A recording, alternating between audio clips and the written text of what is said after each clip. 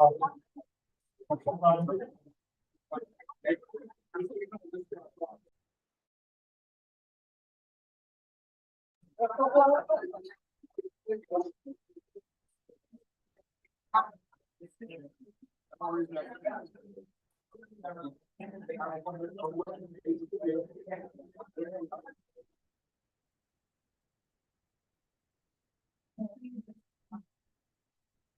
you very much.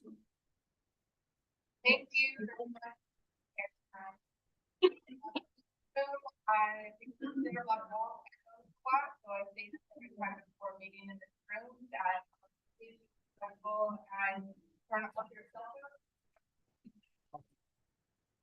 Outside the chapter or conversation amongst yourselves while somebody's speaking because it makes it very hard to hear them. So we just want to make sure we give everybody the respect of their time while they're here tonight. Appreciate all of you that.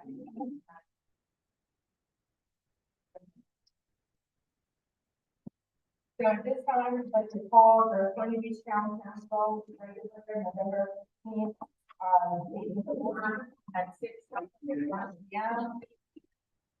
We will stand for a moment of silence followed by the pledge of allegiance.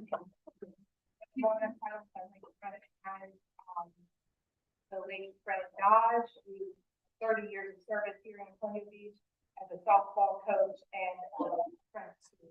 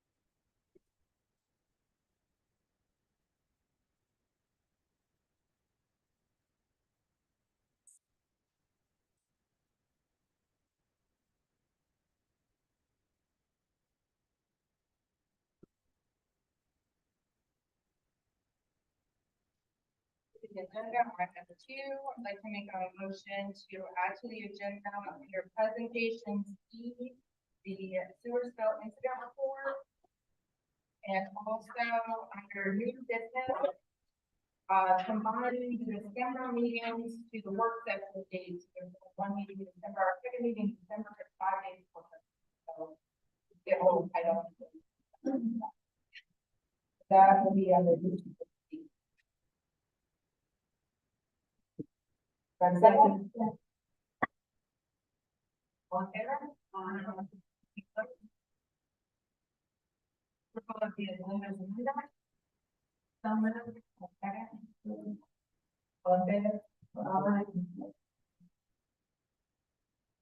Approval of the minutes for April.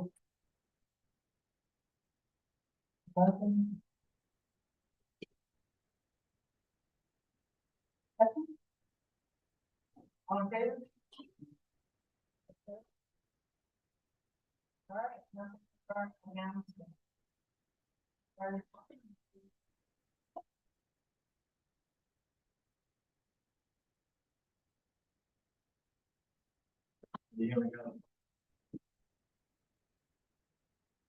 Paul, congratulations.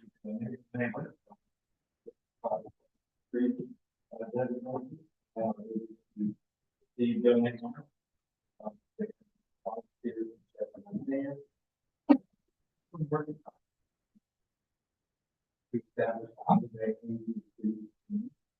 And the neighborhood medical equipment closet has wheelchairs, rollators, walkers, and things to be loaned out. Seniors at no cost, so congratulations, thank you, guys. In regard to public works, the central drainage project is pretty close to completion. We're doing some contract stuff. We're going to be done well before the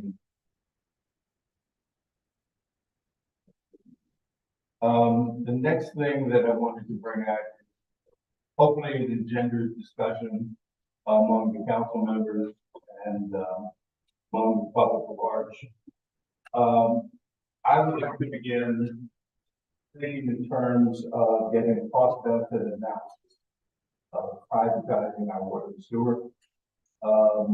I think there would only be benefit in seeing what the cost would be to actually sell that particular asset. And I'd be interested in Madam Town Manager to have some thoughts on that, what you think. Thank you.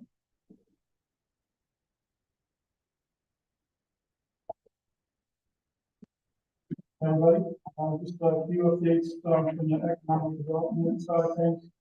I attended the economic development meeting last night. Some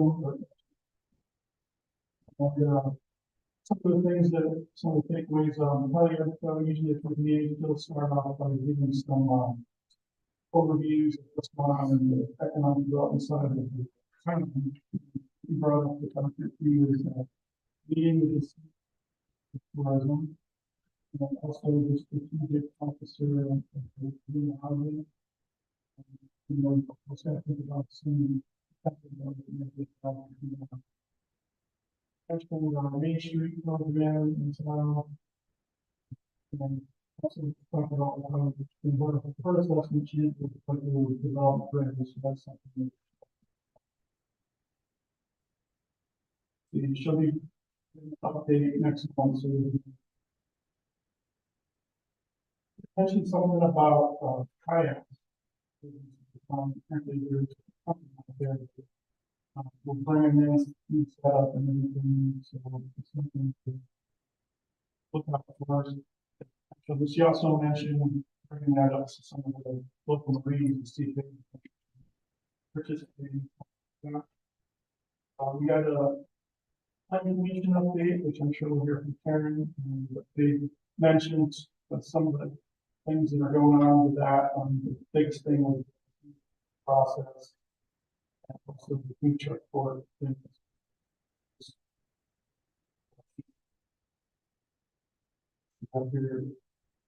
We made some more comments about the town not being business friendly. That's kind of something that keeps reoccurring in those meetings. So I don't know, maybe potentially in the future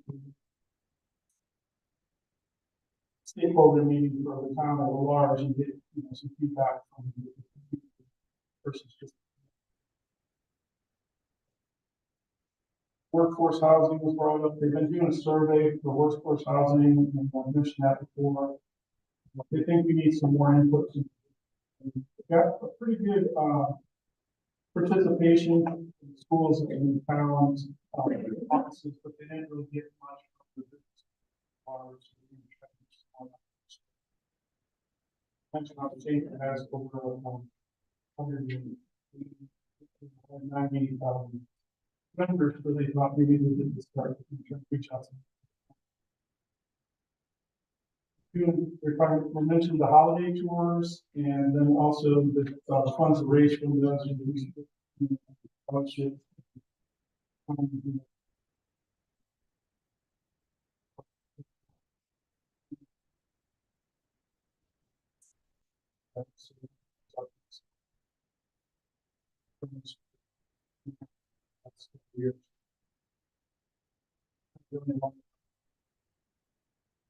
Talking about community heart and soul, which is something I brought up in the program.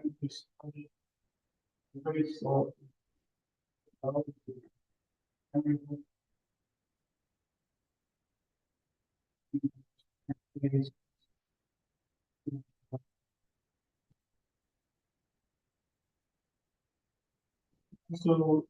they gave an update from the Chamber of Commerce since it's part of the chamber. Talk about, which had been mentioned, I think, our previous meeting, how we would be possibly moving downtown Laguna Beach, and that's still actually in discussion. We'll make a final decision on that. Some of the chamber is entertaining keeping it under the chamber, but they haven't really. We're gonna have a vote next week. But the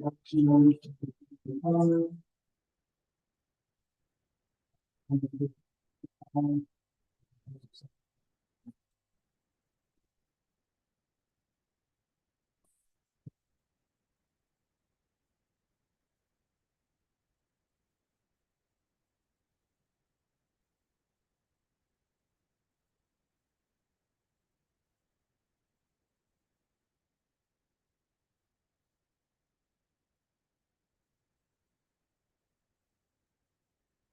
do better when I hold it right here close.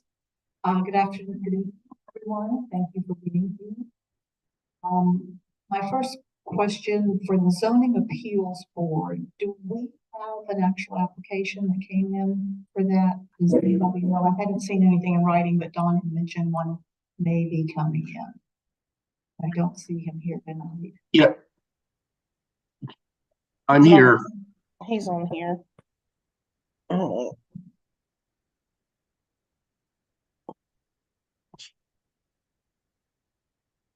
Can you hear me? Yes, Yes, council member Self Sullivan, we did receive an application for a variance, and that is being scheduled for the first week of December. okay. So that there'll be a notice that goes out about that?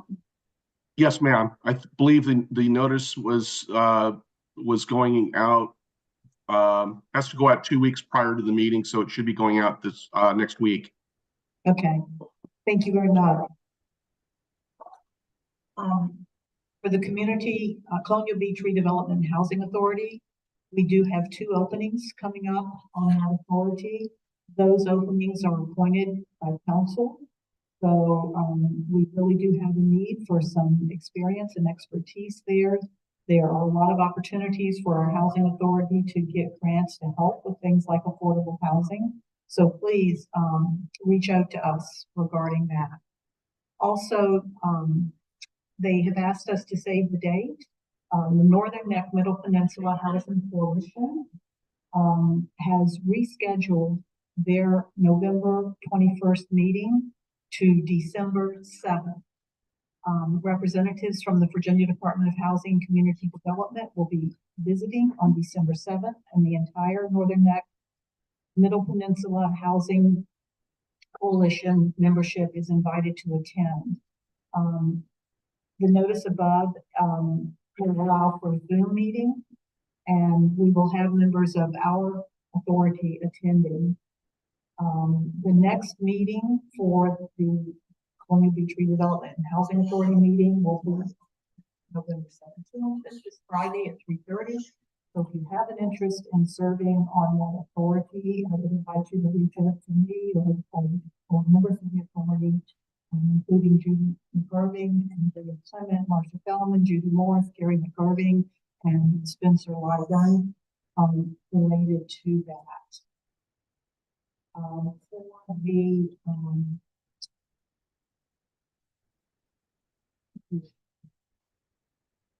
at the Planning Commission meeting, they did take action on several items, which will then be going to public hearing before the Planning Commission. The first one was the conditional use permit for Washington Square, which is where there's going to do a mobile vendor court, and that was passed 7-0. Then the zoning text amendment, Article 16, related to conditional use permit, that was passed 7-0. And the zoning text amendment, Article 14, which relates to site plan requirements, was passed 7-0. So those are coming, will be coming for public hearing. They should be scheduled for a December 1st meeting. Excuse me.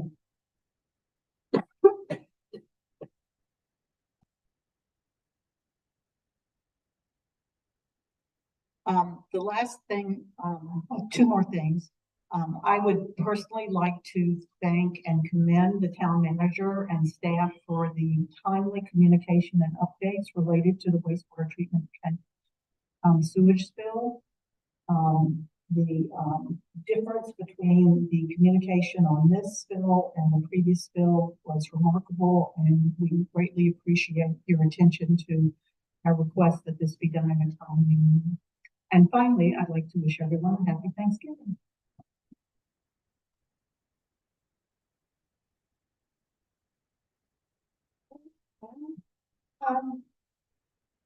All right, a couple of things, as you all know, it's probably about week 3 for me. So I have a couple of things I've been up to the past few weeks just to let the citizens know that I'm trying to take action as soon as I stepped up. So far the past 2 weeks, met with the Colonial Beach Volunteer Fire Department, Chief Roby and President Smith. It's awesome. They're here tonight. I know to have some questions input for ordinance 752, which we will talk about when we get to that on the agenda. I'm glad to see you all.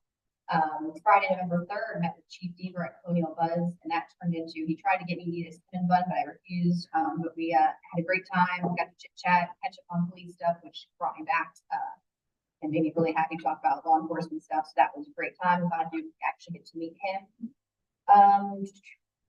Bi-weekly, my council seat will meet with India, the town manager, and Chief of Police on a bi-weekly basis. I had my first meeting with Captain Lombronia and the town manager last Wednesday because Chief was on vacation. That went really well. The police department is planning on doing some Christmas holiday decorating this year to make it kind of more, family friendly and nice when our citizens walk in. So I'll be helping volunteer with that. Actually, we'll drop some ornaments off on Friday morning to Captain Lombronia. She's planning on buying a tree for the lobby area, which is great. Saturday, November 11th, the Colonial Beach Volunteer Fire Department Ladies Auxiliary had their drive-through lasagna dinner. I admit, as a citizen, I had never done one of those. I did my first. I tried to volunteer, but they have a really good rhythm, and I think I've got more in the way than help. But they were really friendly. The women loved it. Food was awesome, and they sold out all 72 meals. I'll give Councilman Williams shout out as well. I believe I saw on Facebook that he came and purchased a meal. So thank you for supporting the volunteer fire department and the ladies auxiliary. For general information, the ladies auxiliary usually does have a dinner once a month drive through. It's super easy how they do it. You pull up, give them some cash, and they bring you out dinner. It's amazing. It's anything in town. So I highly recommend it. Their next event is Breakfast with Santa, which is Saturday, September 9th from 8 to 11 a.m. And you get a free picture with Santa with your breakfast. I will be there helping you out for that. Probably more on the way, but I'll at least be there to help as much as I can. If you're interested, the volunteer fire department has Christmas ornaments for sale. Again, all those proceeds go back to our fire departments. You purchase them. I purchased a beautiful apple cord, so I have the whole set. I'm happy to brag about that. What also was really cool to see you all contributing and our partners at King George and Naval Base Dog Room for the response you all had to fire here in Colonial Beach on November 8th. Not go unrecognized. There was no injuries. The family had the GoFundMe page set up. I understand. I can share it on my Facebook page. You guys did great. I love seeing the response from our surrounding jurisdictions to help out. So always a good story. And as many of you may have seen, there were no injuries and the dog was reunited with the family. So that was a great story. Happy to see it. And let's see. And again, ordinance 752, didn't forget, I just have to wait for the appropriate time for any questions. That's about it for me. So I'm enjoying it so far.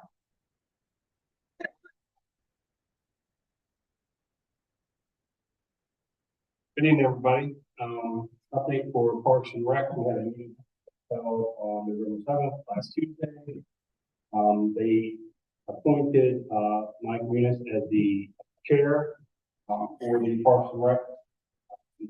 Karen has left. What I would like to do is Parks and Rec has requested, they had someone apply for a position on the commission. Attended the meeting as well. Parks and Rec commission unanimously selected to have her appointed onto the commission. So I'm bringing that to council to put that on the agenda. An item, so we can do that. There still is a open spot on the Parks and Rec Commission, so if you're interested, please apply. Everyone is master plan, that Parks and Rec did.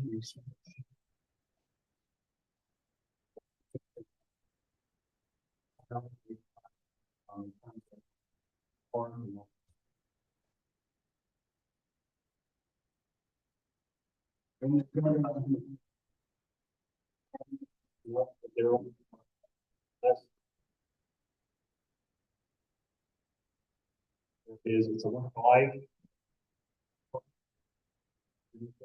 Please see that. My wife's like you said, it's great. November the 16th, tomorrow, there's a community meetup at Drift and Muse on the boardwalk. The coach for that is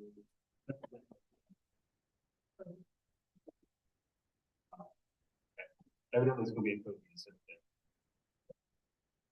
It says on the thing here that it's going to be held at Drift Muse. Yeah, but they're not quite ready yet.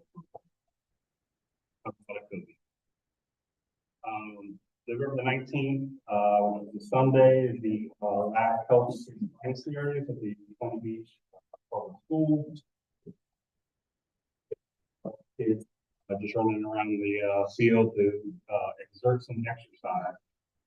Many of us are participating in helping volunteer that tie-dye shirt. November 21st, is Oyster Shell Crack Night, held here at the Colonial Beach Community Center. Here. 24th is Light Up Sound Hill. Sound Hill is a place for the family tradition where kids at heart can see Sound Hill holiday decor up close. Starts at 3:30 p.m. November 25th is the Small Business Holiday. Downtown Palm Beach is the place you find local eateries, retail, and the perfect gift for special people.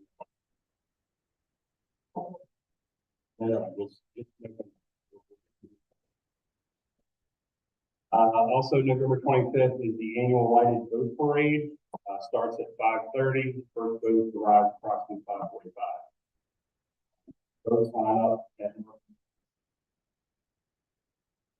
Saturday, November 25th, Pictures and Crafts with Santa, which I've already mentioned. And that's all for declaration. Thank you.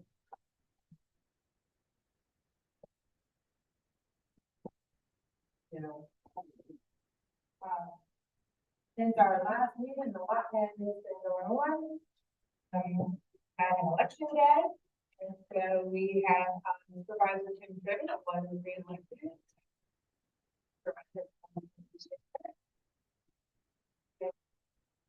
Any other elected groups of Westmoreland County. And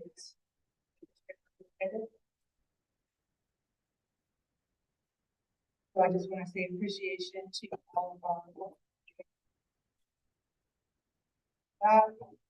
I attended the Riot Go Virginia meeting.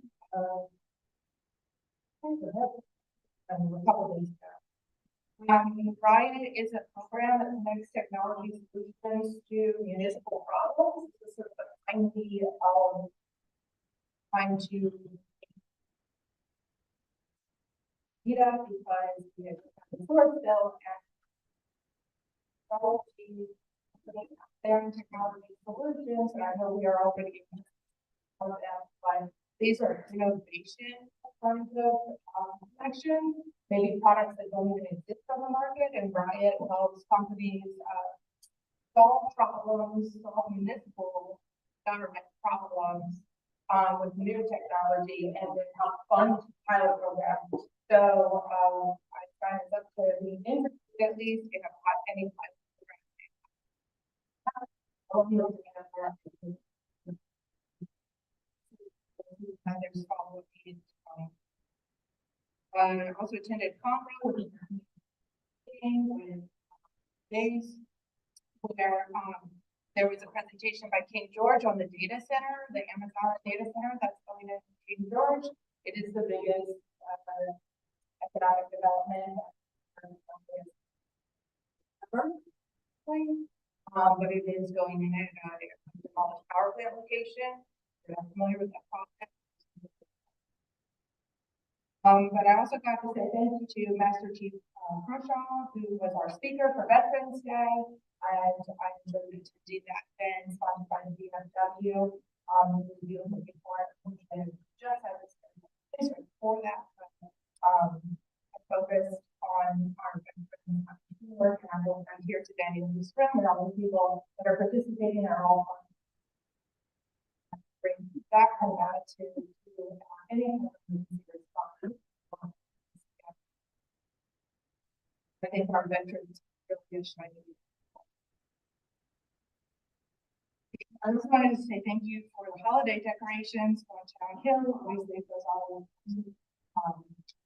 and everybody who helped in our.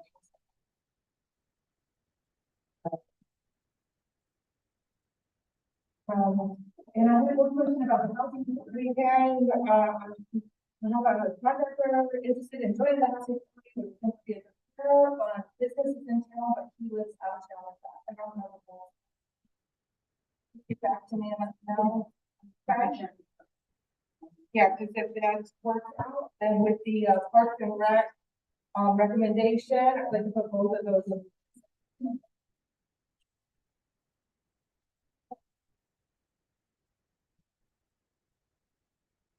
Next up is our town manager update.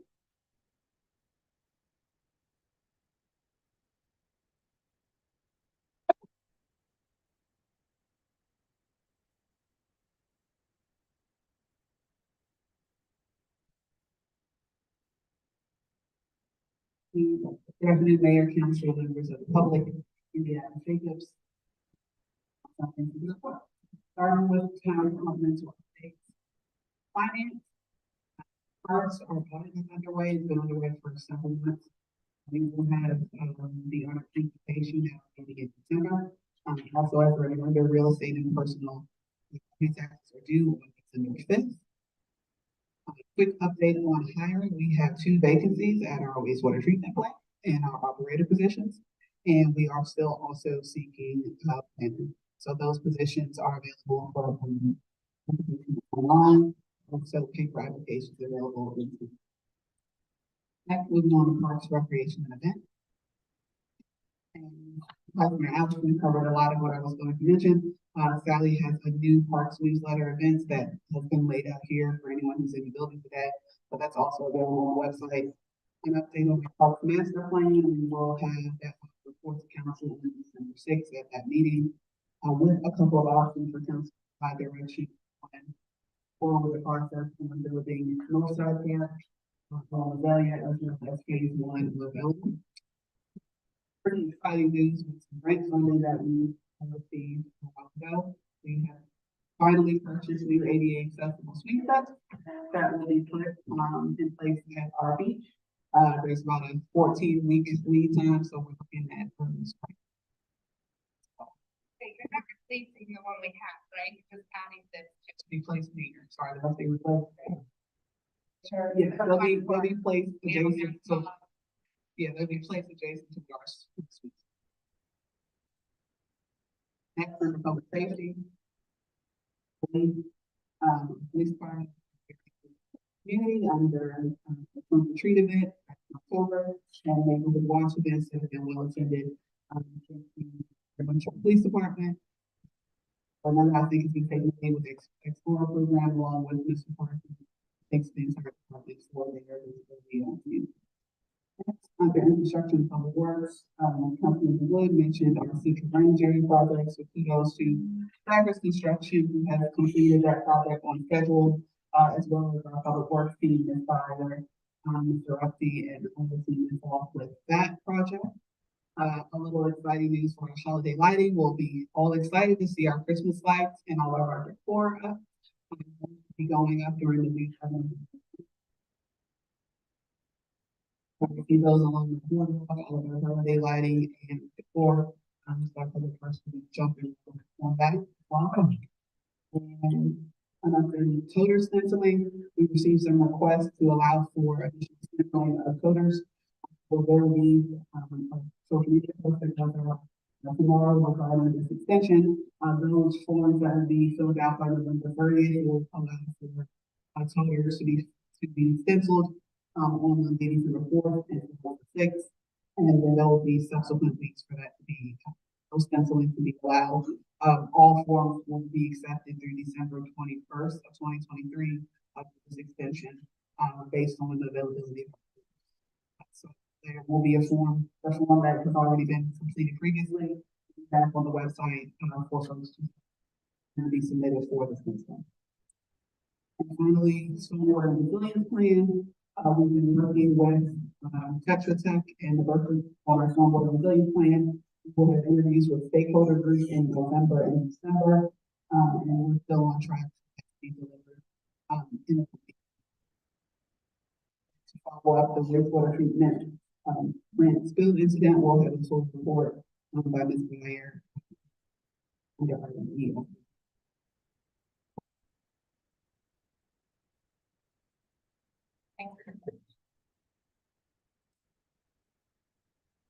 But there's essentially, it could include a holiday. I think the point of those end of the year was that if people see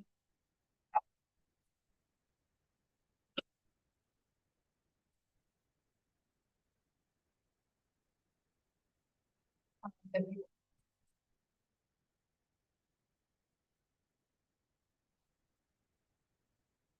We can certainly look at that. That will, the December 21st was because we were gonna have them stencil the week after Christmas. And so in order to have those requests in, for them to do that the last week in December, we would need to have those budget.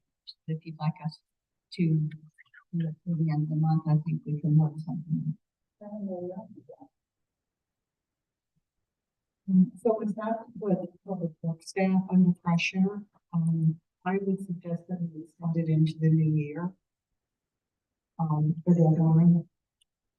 2 weeks, 2 more weeks than what they said, the 21st. So put it into the new year, so there's plenty of time. Put the deadline for the applications, the end of the year, and give public works time to get them done in January.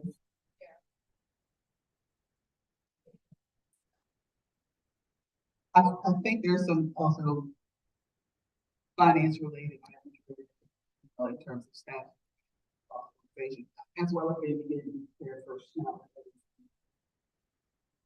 That's the date that we presented. If we can extend it beyond that, we can take a look at those organizational capacity considerations.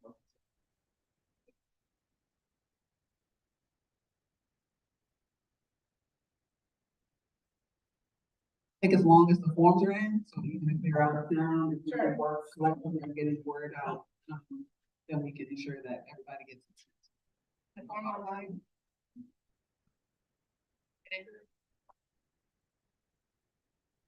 They're gonna share the form tomorrow at this meeting. Fantastic. Thank you. It's online. Okay, great. Thank you. All right, referrals to the planning commission.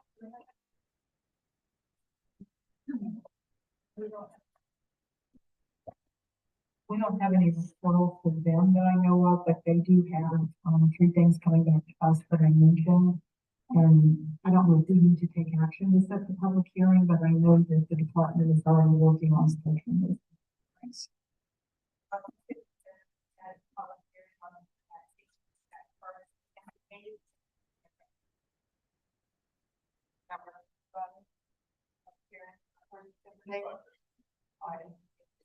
Yeah. Thank you. Mhm. Dawn, did you hear them? He may have stepped away. Oh, no, here No, he comes. I'm having trouble hearing. It's breaking up. What was the question?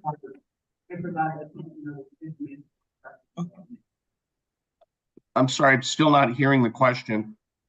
They were just wondering about the 3 items that you were good with it going on December 6th. Yes, we're planning on them all being, and we've sent the public hearing notices. Those are going out.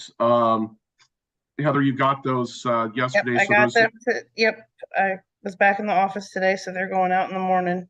yes. So we are planning for all 3 items to come to the council on December 6th.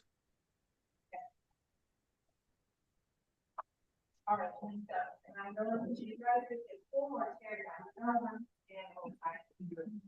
Got a level of alertness for your response. And the next item on our agenda is the recognition of achievements to our community volunteer fire department. These are things all the time, but it just seems that a lot is happening in the fire department.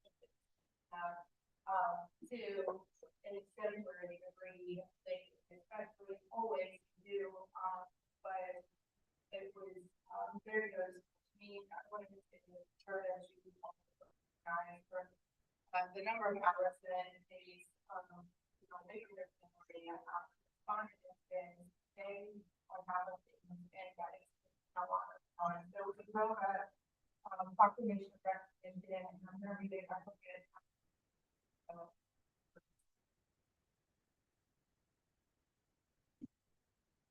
In recognition of the exemplary service and outstanding achievements, we, the town council of the town of Columbia Beach, hereby extend our heartfelt gratitude to the Columbia Beach Volunteer Fire Department for their outstanding achievement at the 66th Earth Banana Oyster Festival Fireman's Parade. Their exceptional performance and commitment to excellence resulted in the Columbia Beach Volunteer Fire Department securing first place in the aerial division with Ladder Truck 1 and first place in the specialty unit division with Support Truck 1. Showing their dedication to representing our community with pride. This victory not only brings pride to our town, but also reflects the professionalism of the pride and the Potomac. Furthermore, the Columbia Beach Volunteer Fire Department's swift and effective responses to various emergencies like the brush fire behind Blue Lion, the house fire on Monroe Street, and daring rescue from the crushed car demonstrate exceptional courage, dedication, and preparedness. They have consistently demonstrated not only this service during emergency events, showcasing their commitment beyond the call of duty. The department's unwavering commitment to the well-being of our community does not go unnoticed. On behalf of the entire town, we express profound appreciation for your tireless efforts, bravery, and the sacrifices made to keep Palm Beach safe. Their actions exemplify the true spirit of community service, and we are forever grateful to the exceptional service you provide. Given our hands of your official seal of the town of Palm Beach.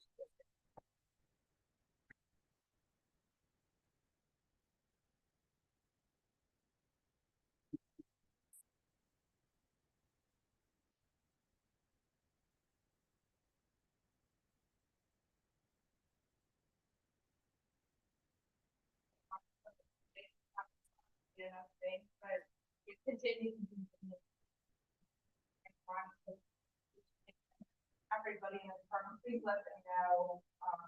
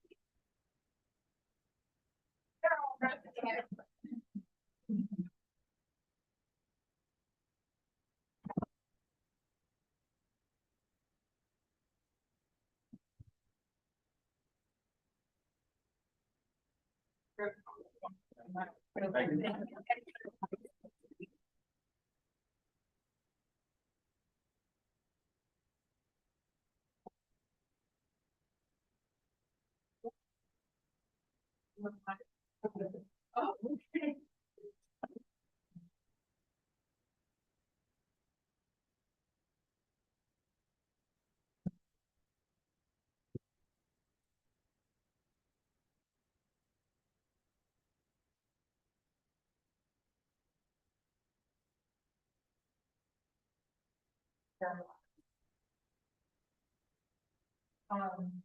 Next up is our West One Night Category Director.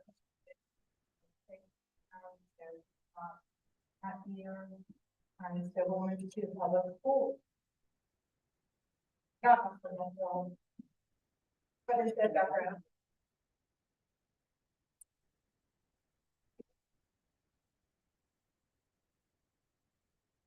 The logo that was. It makes them. All the information that we need. I don't know. Madam Mayor, council members, and yeah, thank you so much for the opportunity to share the school's side what has been going on. Is actually coming up. I want to start with some feel good things that I want to share with you.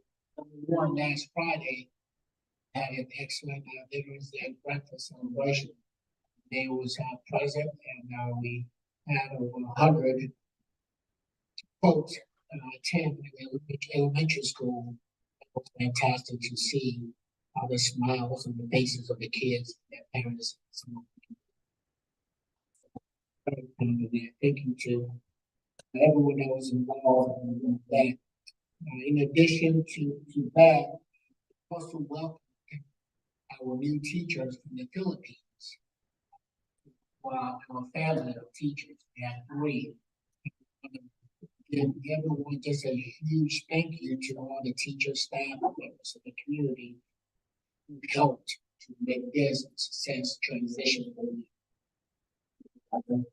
Myself, Sullivan, gracious to donate some money items so we can get them situated in their house.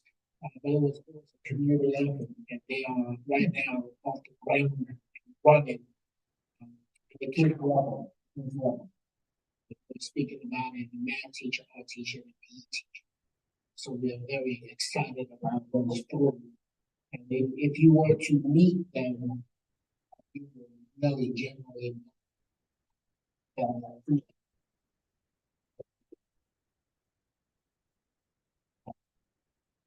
hopefully they will assimilate themselves into their community. One more feel good story. We want to congratulate, and they were recognized in the last school board meeting, our theater club at Columbia Beach High School earned the runner-up at the DHSL Regional one-act play. That's huge. It is really huge. We want to thank Mr. Christensen, Mrs. Marshall, for the group performing as winners. And the crew were also recognized at the school board meeting last week. A couple of things that has been going on with us. Dr. Mitchell has assembled and recommended to the school board a task force to work on the new school-year calendar. This year, we're going to try to do it 2 years ahead. So typically, most districts have a 2-year calendar. It needs to be adjusted. The task force has been assembled to together to include principals, teachers, students, parents, to look at the school calendar. We are going to be presented to the school board. The next conflict that has, we are proud of, that Governor Youngkin has directed every school district in Virginia to provide all in, that is his word, his topic, all in high impact tutoring. And our task was to submit a plan for high impact tutoring that will to get learning loss. Because some of those test scores. So 3 areas that he wants us to focus on is tutoring, like absenteeism, and also the basically focus about the lower levels. We submitted a plan to DDRE. We're glad that it has been approved. And plan our process is hopefully start sometime in December with our plan and trying to do the tutoring and the attack with absenteeism. Still dealing with COVID-related issues after 2020.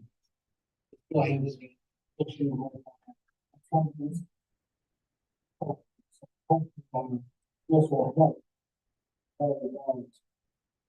Finally, I do want to address, or at least put it in front of you, because there were 3 topics last week in the board meeting that really covered a lot of time. The board and Dr. Mitchell spent several amount of time talking about this. Obviously was present to take notes. I found I hit the 3 of them, which was to continue to put it in front of you. It is in regards to safety students. When it comes to state safety, that's a top priority. For school district, for everyone who wants to school.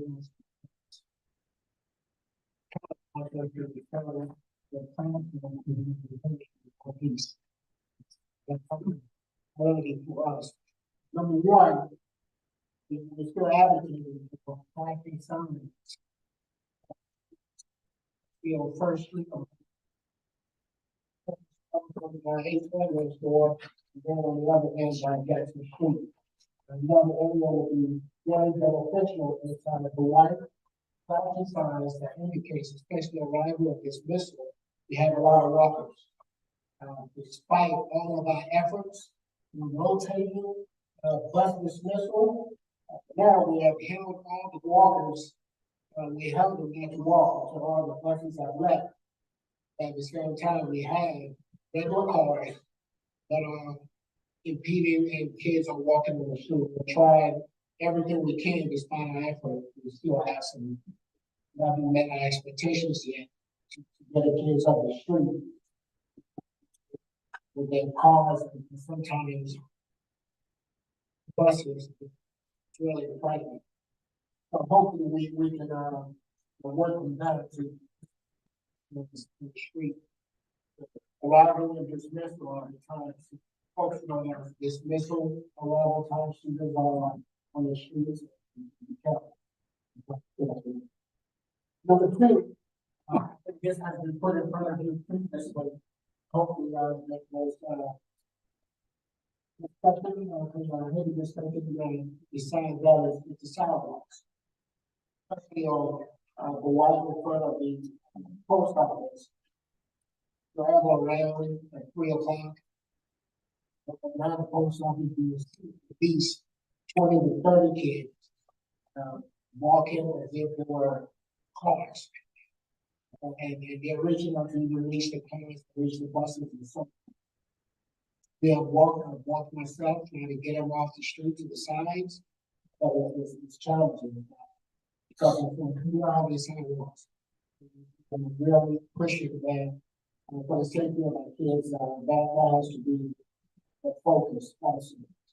In addition to that, Mr. has already mentioned this also possible.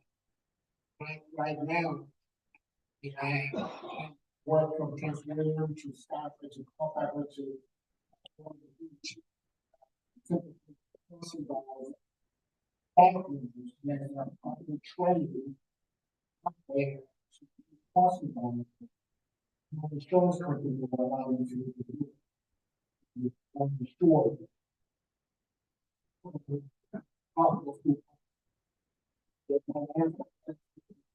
Look at that and see if we can get some possible to help the kids. Possible right now we're taking a chance. Come on, stand out there, especially on first group. That's just asking them to do. If they could, let it go there. That's public property. We don't have any jurisdiction over that. If they get any accidents now, not saying that will happen. If there's any accident, they're really not coming. Those are the good things that really, I'm guessing anything is.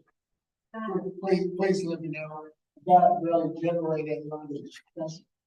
Because we're truly worried about the safety of our kids. Not our parents or where they're driving, or where they're talking about this or this. How can we aware of the school? Typically, there's Talking about the table. Getting out. They'll speak sometimes, we understand it. So, for the sake of our kids. You, and to see how we impact everything, you also do those projects some. Customers. That's my first.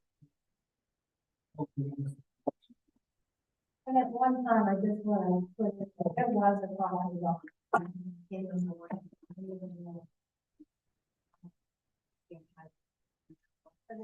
Probably they came along. And I'm pretty sure. But because. And that really is, I, with myself and grandchildren. And to see the amount of cars that are in that area. You just don't, the only thing really does look. Even they're strong. I don't know. I understand. Maybe. I don't say, I would take you on the trail down to have that stuff in your history. Because like the kids we get out of school, we have planned with each other, they're going to their homes. So that's what's getting their privilege. Went around, they're not worried about costs. Most of them wants to kind of get them in one.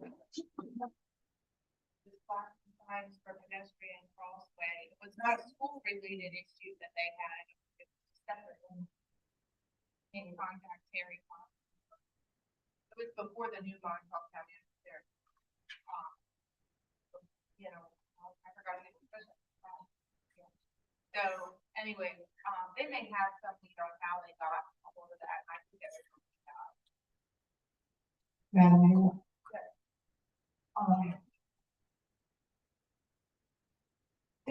And this was before your time, so you didn't know about it, but we did get a grant for sidewalks for access to the elementary school and then the one. So the residents over there have nice new sidewalks in that general area where the school was. Well, I think probably somebody on staff could, or on your staff or our staff could help you figure out what that program was and maybe go after some sidewalk funding again. Because it was extenuating circumstances. You know, we had the sidewalks and the school burned down. So that was unfortunate. The other thing, I thought I heard you say you're stopping the pedestrian students so that the cars and buses can cross. Is that what I heard correctly? I think they don't let the walkers out.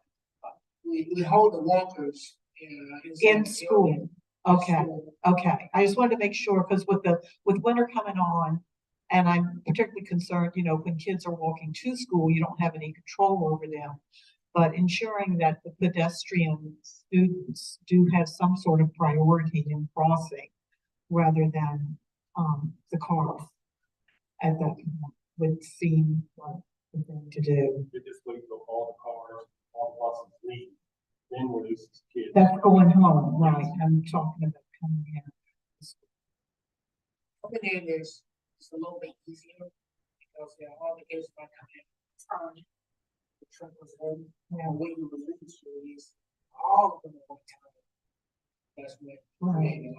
Well, I'm very often on those two streets at that crosswalk because I live in that area and I use the post office. So I can tell you, I have been coming down for First Street is being used as an alternative to Colonial Avenue to get into town fast. And I would advocate for some stop signs on First Avenue to slow that, something to do with traffic calming that might slow down that traffic a little bit instead of thinking, because they've gone around me. I mean, I'm doing like 15 or 20 miles an hour and they'll just pull right out and go around me on both Dwight and on First Street. And it is scary.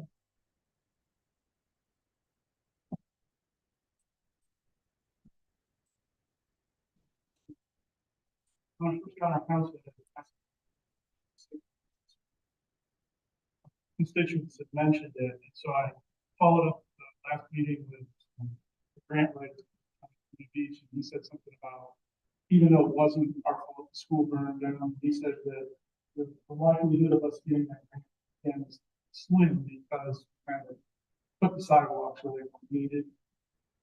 But he did mention that the school had their own grant writer and that he may try to apply for a city next to school grant. What he mentioned. I think it's like a 7-year process. I don't think it's very quick. This is a huge problem, and I think that it's getting dark out with any after-school activities. I don't want this to be brushed aside, and I know that staffing is a department's issue. How long is dismissal, and how is that like a 10-minute window, or 15-minute window, a 30-minute window? Like how much time? How long is that kind of arrival departure or busy time for that traffic or in the mornings? And yeah, I can discuss this offline with the chief, but I mean, I don't, again, with staffing, I know it's a huge issue with the department, but possibly a police car be there. I mean, something needs to be done. That's bad. Are they still there now? It comes with both. So it needs to be more of a regular thing that you can depend on someone to be unique consistency. Yeah, that's, I think, a pretty big problem, especially since it's starting out by 4:45.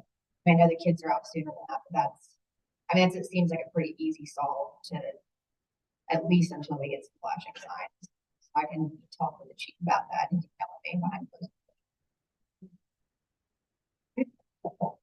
Thank you.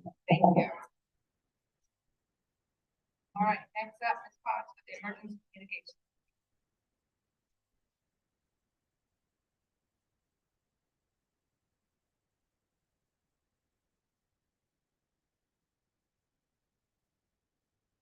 Good evening, Madam Mayor. Good evening, Council. Thank you for the time this evening. Tonight I'll be presenting to you a general overview of the Emergency Communications Guide. After this past summer, when we had this bill, we realized that there needed, the town's emergency communications roadmap needed to be elevated a little bit more. So we took a little bit more time this past 2 months in writing a more thoughtful, what we call as a guide, which means that it is essentially a playbook that helps talk about protocols and operations so that we can have respond quickly, act quickly, work together quickly when needed, depending upon the level of the communication. So tonight I'll give you a little bit of an overview of the work that's done that we drafted on behalf of the town.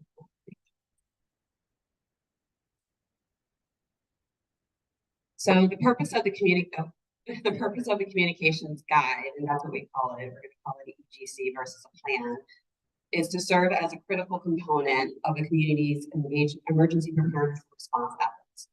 Its primary purpose is to establish a framework for effective communication during times of crisis or emergency within a town or municipality. The key purposes of a town emergency communications guide consist of the following, which ranges from coordination to collaboration, information dissemination, resource allocation. A lot of the main things you see when we see an emergency hit, when we see on the news, that's the purpose of the guide. From training to continuity of government, if we have to work with other local jurisdictions or across our friends in Maryland, as well as how we document and record keep when we have an incident. And how do we adapt and improve communication? So putting those metrics in place that when something happens, how do we improve on it, look at how we did, how can we build upon it in case something happens down the road. So the emergency communication guide should serve as a guide if or when emergency matters in the town. So Spotted MP, we offered to craft a working call playbook after what transpired this summer to help the town leadership, the town council, and other stakeholders and department heads to use as a guide to achieve optimal professional communication strategies. So the guide will be a living and working document. So it's not a, we're done, we've checked the box. It is something to have for scenario planning. How do we handle press and media related protocols, other helpful strategies. So in case something happens within our town, It's important. I'm sure, we've seen things, as we see things such as what happened in Maine, and with the shooting, they fully admitted that they weren't prepared and they weren't kind of going around. How can we be more prepared and figure out everything we have to take into consideration? So the emergency communications guide is to ensure that the town has a well-defined, organized, and adaptive approach to communications during emergencies. So how do we communicate with our council? How do we communicate to our residents? What are all the things we have to think about depending upon the nature and the level of the incident at play? So when we have emergency communications in play, we use what we call the 7 C's of communication, and clear, concise, concrete, meaning factual, correct, coherent, complete, and courteous. So when we stick to these key messages in terms of taxes, it ensures that we have an appropriate and consistent response during a crisis. And this is usually kind of when something happens, we make sure that we get all the information that we need in order to respond. How do we disseminate it? Is our facts correct? We kind of do that data collecting and data gathering and make sure that all the things we have is complete.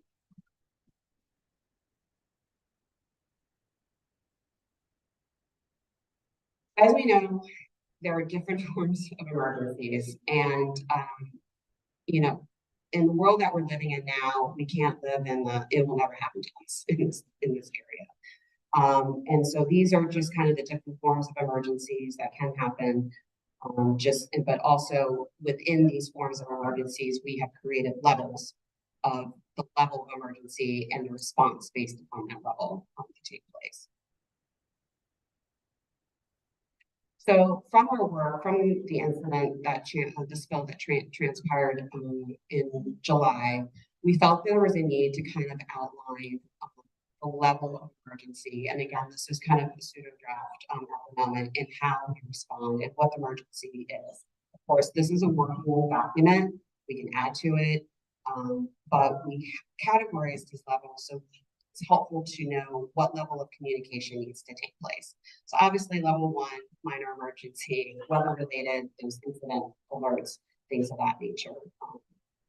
Then we identified moderate emergencies can range from severe weather warnings, hazard material incidents, localized evacuations, if needed, if we need to shelter in place, things of that nature. Level 3, still severe, as kind of like the different levels of severe emergencies. I know when we have storms and hurricanes, things of that nature, mass evacuations and health emergencies. If there's an outbreak of disease, public health threat, it could be at that level. Catastrophic, I think that speaks for itself. Natural disasters, industrial disasters, as well as infrastructure collapse. Recovery structures of large scale, bridge collapses, those will both be a level 4. And then the final level would be level 5, which would be at Homeland Security level, where terrorism alerts, state of emergencies, anything of that nature that would Since July, I know that you're aware, one of the actions that we took in place is that we developed a cell phone tree to alert the council when there's an emergency or something that's taking place. And I think it's been very effective to at least alert when something has happened, as of last week when we had the recent spill, to inform that the spill has transpired, in which Diana will go into detail, and that we are working on getting the information and facts in place, and that we will alert about the information we need. And social media posts went out, and additional contacts with our state DEQ. That was one of the things that we identified as a solution from July. And how can we alert the council quicker? And as simple as a cell phone tree is just to make sure, as well as email by the town manager, to alert you that something has occurred. We're working on it, and additional information will be taking place. Our communication will be facilitated.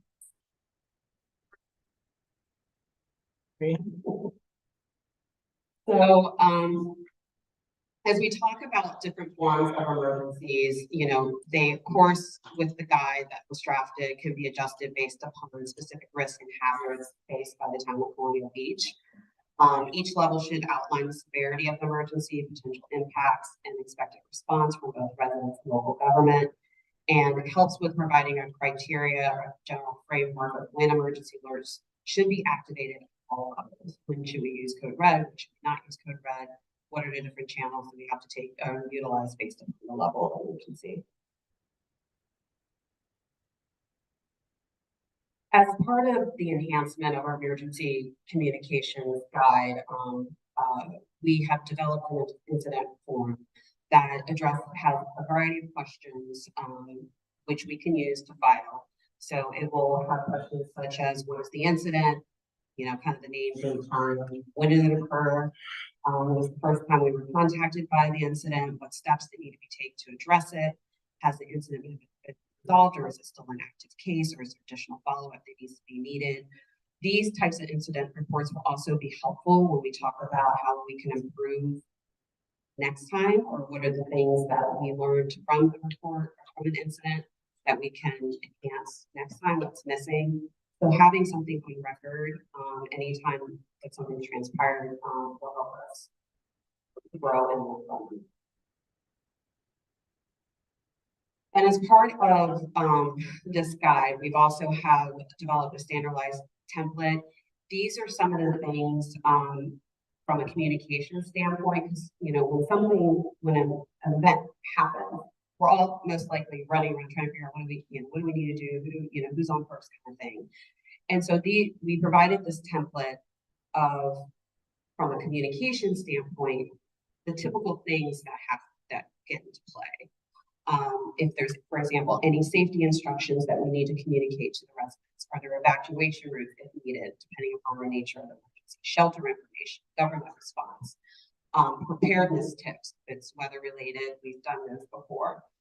Community support, if we're working with local organizations or NGOs, or our partners within the community that is supporting us, as well as the communication channels from social media to how we address the press, protocols for that, and how do we use the tools that we have in place to communicate to our residents and beyond.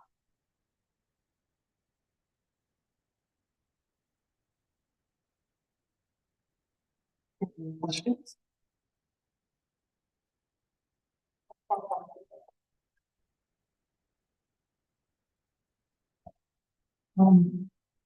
Thank you for speaking into the mic. I've gotten several messages from residents watching online, and they have asked me to ask everyone to please hold the mic close and speak into it. They can hear us when we do that.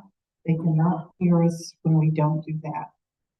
My question has to be with the incident report. I really appreciated the incident reports that we got as council members, and looking forward with updates to those reports.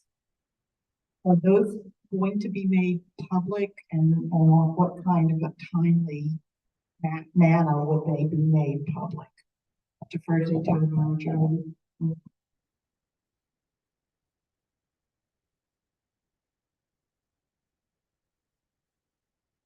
So completed incident reports can be made public to the website. A majority of the information provided in the incident reports will be provided in the report today that will be posted.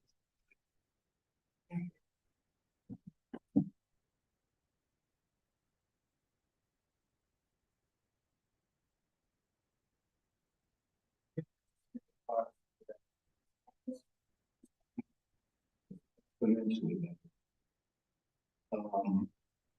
we screw up, it's important we understand where we made our mistakes and fix it.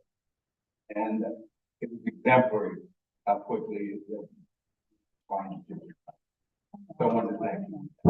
Now, this is separate apart from, we need to stop having incident reports. We did, having a reason to do it. But what I will say is this, what was markedly different about it is in the first film, and people have rightfully said, we don't know how to protect ourselves. Our grandchildren were swimming in the river, so forth and so on. that turned out not to be a problem.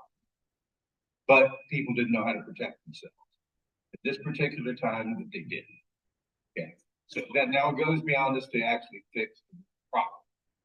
But as far as making sure that people know what the issue is and keeping themselves safe, it's 180 degrees, I think. Thank you.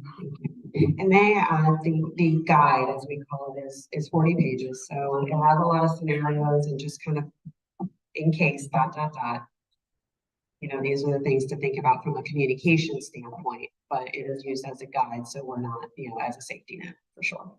Thank you. Love that you called it a guide. Because I think in Colonial Beach, and one of the things that I have come to be very familiar with is that you have to have flexibility in each one of these issues. It depends, you know, having a sewer spill like we had this last time, it's been unfortunately, but a fairly frequent occurrence for the town over the last 15 years. 2011, we had 15 of them. 2012, we had 12 of them. We've had 4 or 5 or 7 every year for the last 6 or 7 years.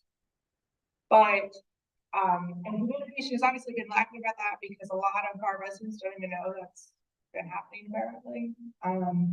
But when you have a 1 million gallon spill, then you have a smaller spill, not to absolve the problem, you know, but it has been more critically important to elevate the level of communication.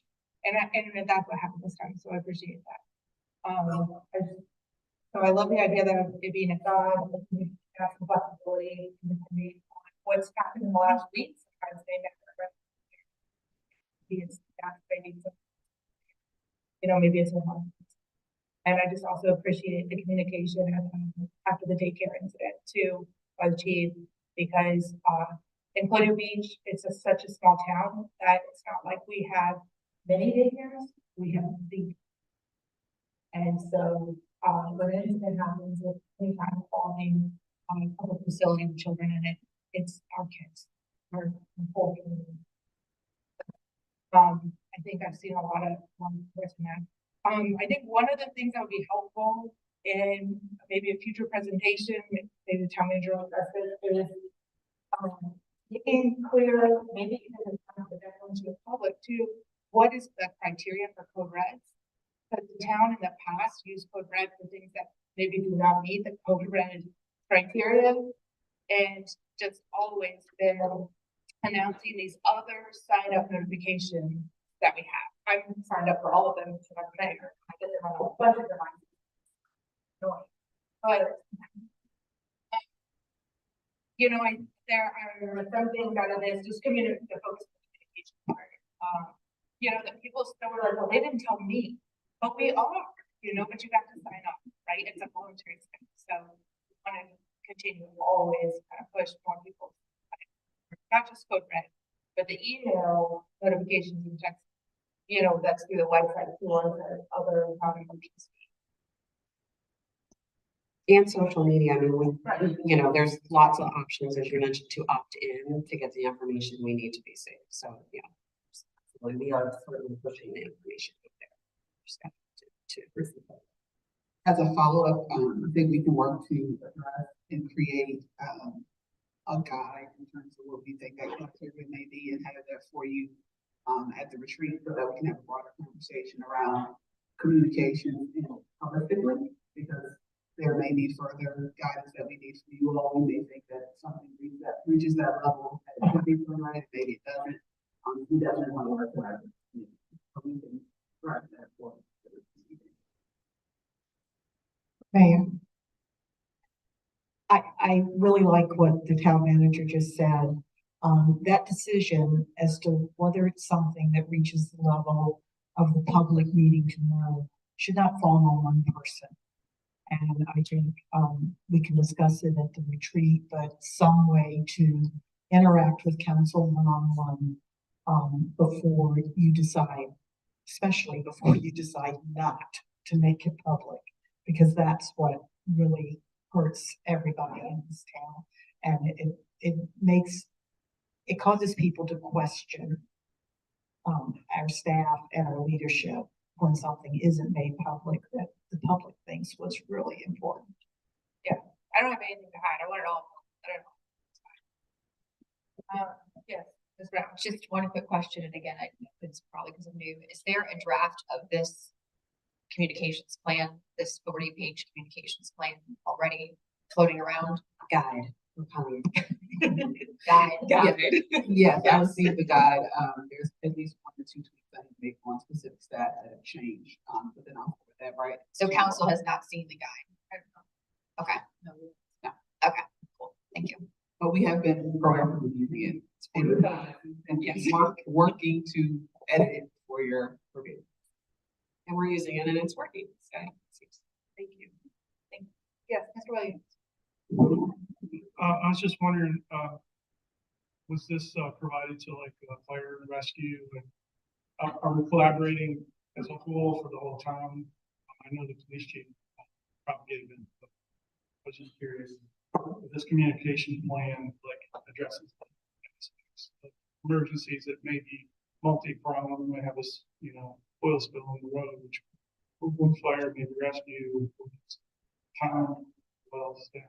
Yes, in the guide, it has scenarios of if the incident, who we need to mobilize and work together. So yes, fire, police, obviously we've been working with police on the daycare incident and other matters. So yes, it takes into consideration also the county in case we in Westmoreland, as well as if there's jurisdictions like in Maryland, so it does have, here are the things from a communication standpoint, kind of a checklist of what we need to take into consideration.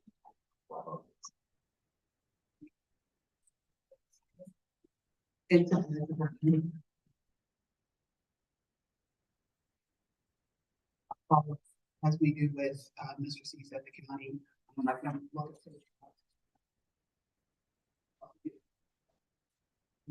as it relates to snow incident, so there will be some.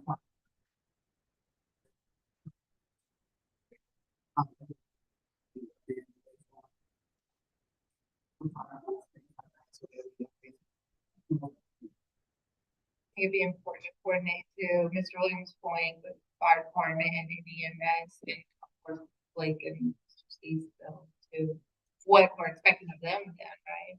And certainly what Colonial Beach expects of the county, I think. One question for you. Does the fact that this sheet exists add accountability and help ameliorate the problem either? Do you think, in other words, since it was there, someone had to report it? Still, did it actually help lessen the problem than she did not? Yes. I would say that. I will double yes that. At least in 2 incidences since we've used it, it definitely clarifies the initial calls to get the initial question gathering so that we can get those clear seeds, as Marissa mentioned, out to everyone. Everybody wants all the answers at once. I do too, but that's not possible. But what we got was the quality of data that we got and how quickly we got it this time was just nice. And I appreciate the amendments, so I mean, that's like getting more information too. I mean, it doesn't have to be a one-off and done, it's a process of, after action reporting of other evidence that comes to, play in it. So continue to update them. I think it's good to have it as a living document, and I do think it's going to increase the accountability every time you use it. I can honestly say, in working in other jurisdictions with unfortunately dealing with a lot of emergency communication, I mean, now I'm at the mayor. Yes, it does help with accountability to make sure the data is correct, lessons learned, look back in case the situation happens again, whether it's a mass shooting or whatever.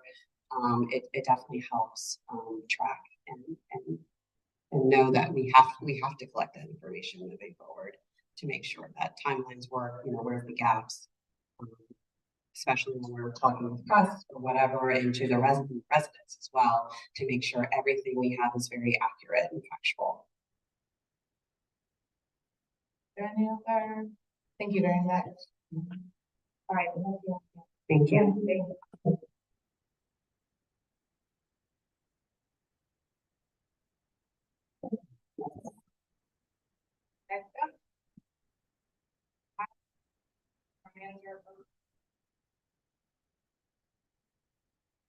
Okay, next slide, please.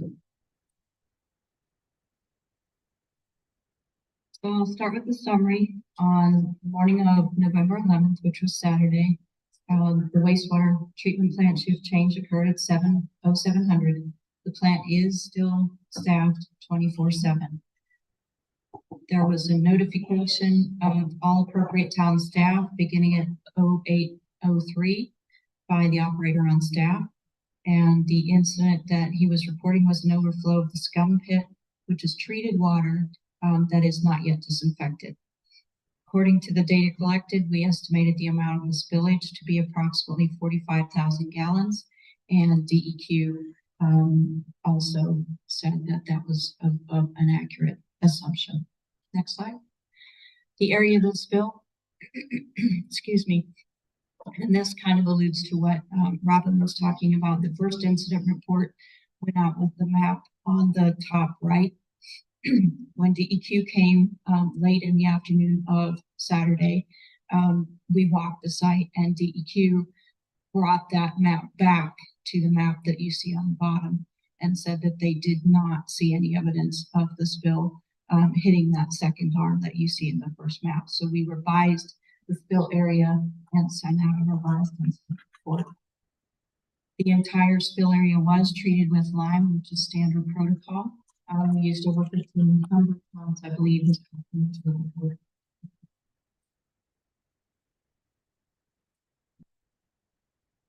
So the cause of the overflow was a failed pump in the scum pit. These pumps were replaced about 15 years ago in the 2008 update, and you all have a handout that shows we have been in touch with Reed Engineering, who did that 2008 update. And this is just a list for you all to review at your leisure of what they did, what they could remember they've done. We're still working with Reed Engineering. Hopefully they'll be able to come out soon and walk this with us and talk about what was done during this time. These pumps and all the other pumps at the wastewater treatment plant, they're in constant operation 24/7, 365. So if we don't have backup pumps, if we don't have the ability to pull a pump and clean it and put another pump in until we get that pump cleaned or fixed or rebuilt or whatever it is we need to do, unfortunately, these pumps just have to work and work and work until they continue. There are 2 pumps at this duty station.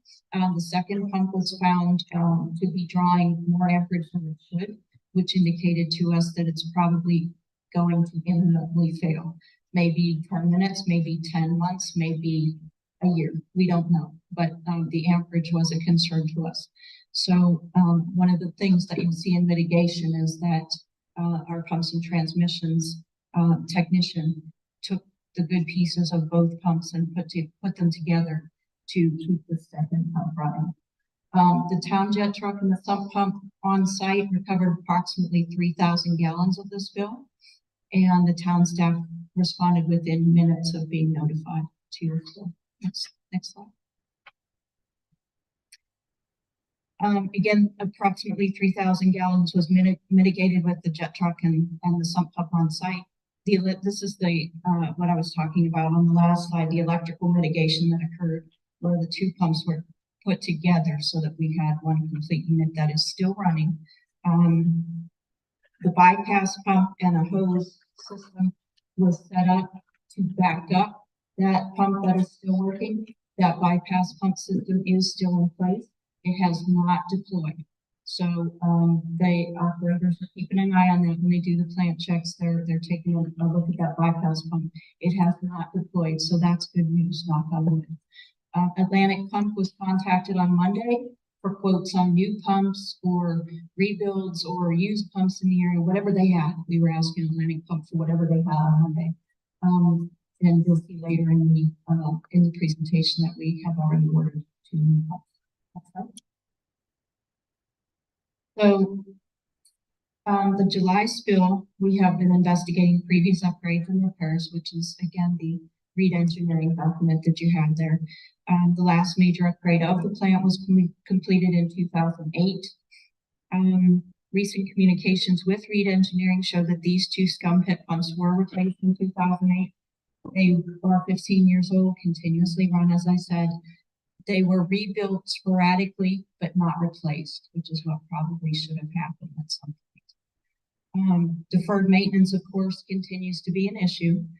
We have software and hardware issues that you all have been made aware of previously as far as the SCADA and the PCL boards. So they should be in place by the end of the year. But the deferred maintenance continues to be an issue. In that we have a list of, which we'll get to later too, a list of about $3.6 million worth of improvements or replacements or upgrades needed. And we obviously don't have that funding to do what we need to do. So the supply chain issues continue to be an issue. So we are working the best we can with those. Next slide. This is a really busy slide. I realize that, but I wanted you all, and this will be posted, of course, with online with the packet. So you'll be able to look at this timeline. This timeline is from the incident report, so you can also cross-check that. I don't know, does anybody have the desire for me to go through this timeline? I believe this says that the beaches are still closed. That has changed. That has changed. Yes, ma'am. Yes, ma'am. This is actually for Saturday. And then if you go to the next slide, it'll show you what we did Sunday, Monday, and then Tuesday. And I don't think I added a Wednesday, but yes, we did pull the beach closure signs today. And that lifting of the closure was due to the fact that we got results back from our independent testing. So we'll talk about that a little later in the presentation too. Does anyone have any question on the timeline or want me to go through any points of the timeline?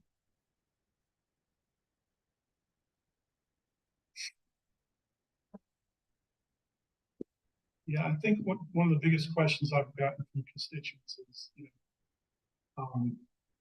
45,000 gallons.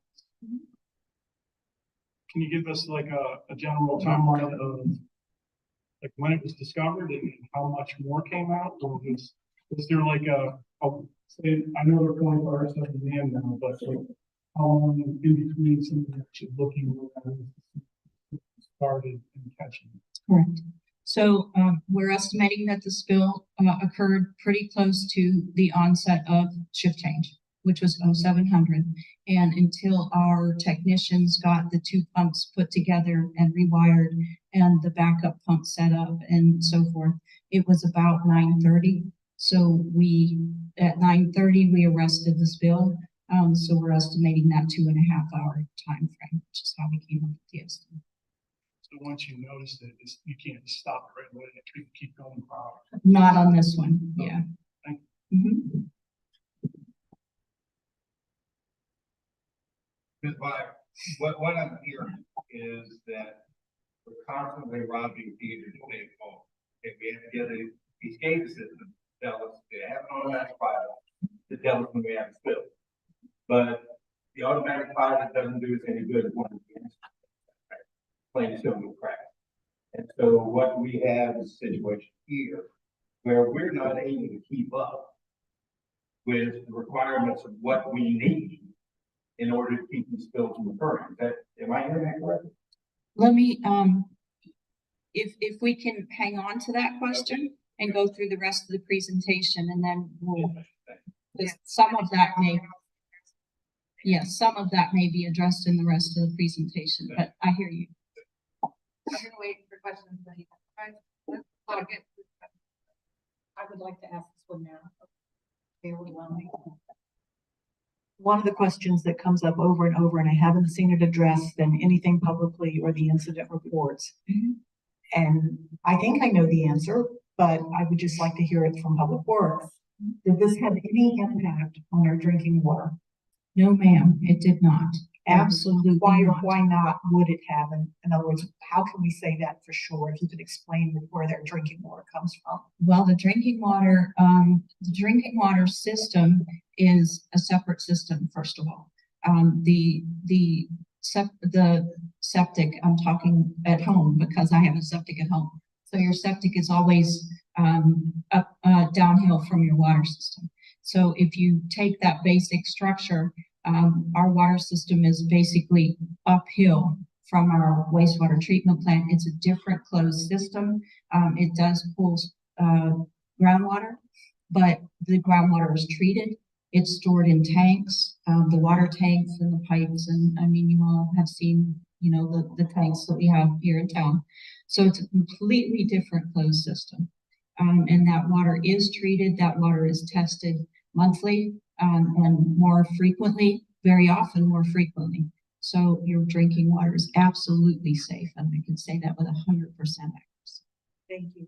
You're welcome. And the water reports are also. Absolutely, they are. Okay, Yes, let's ma'am. get through the rest of it.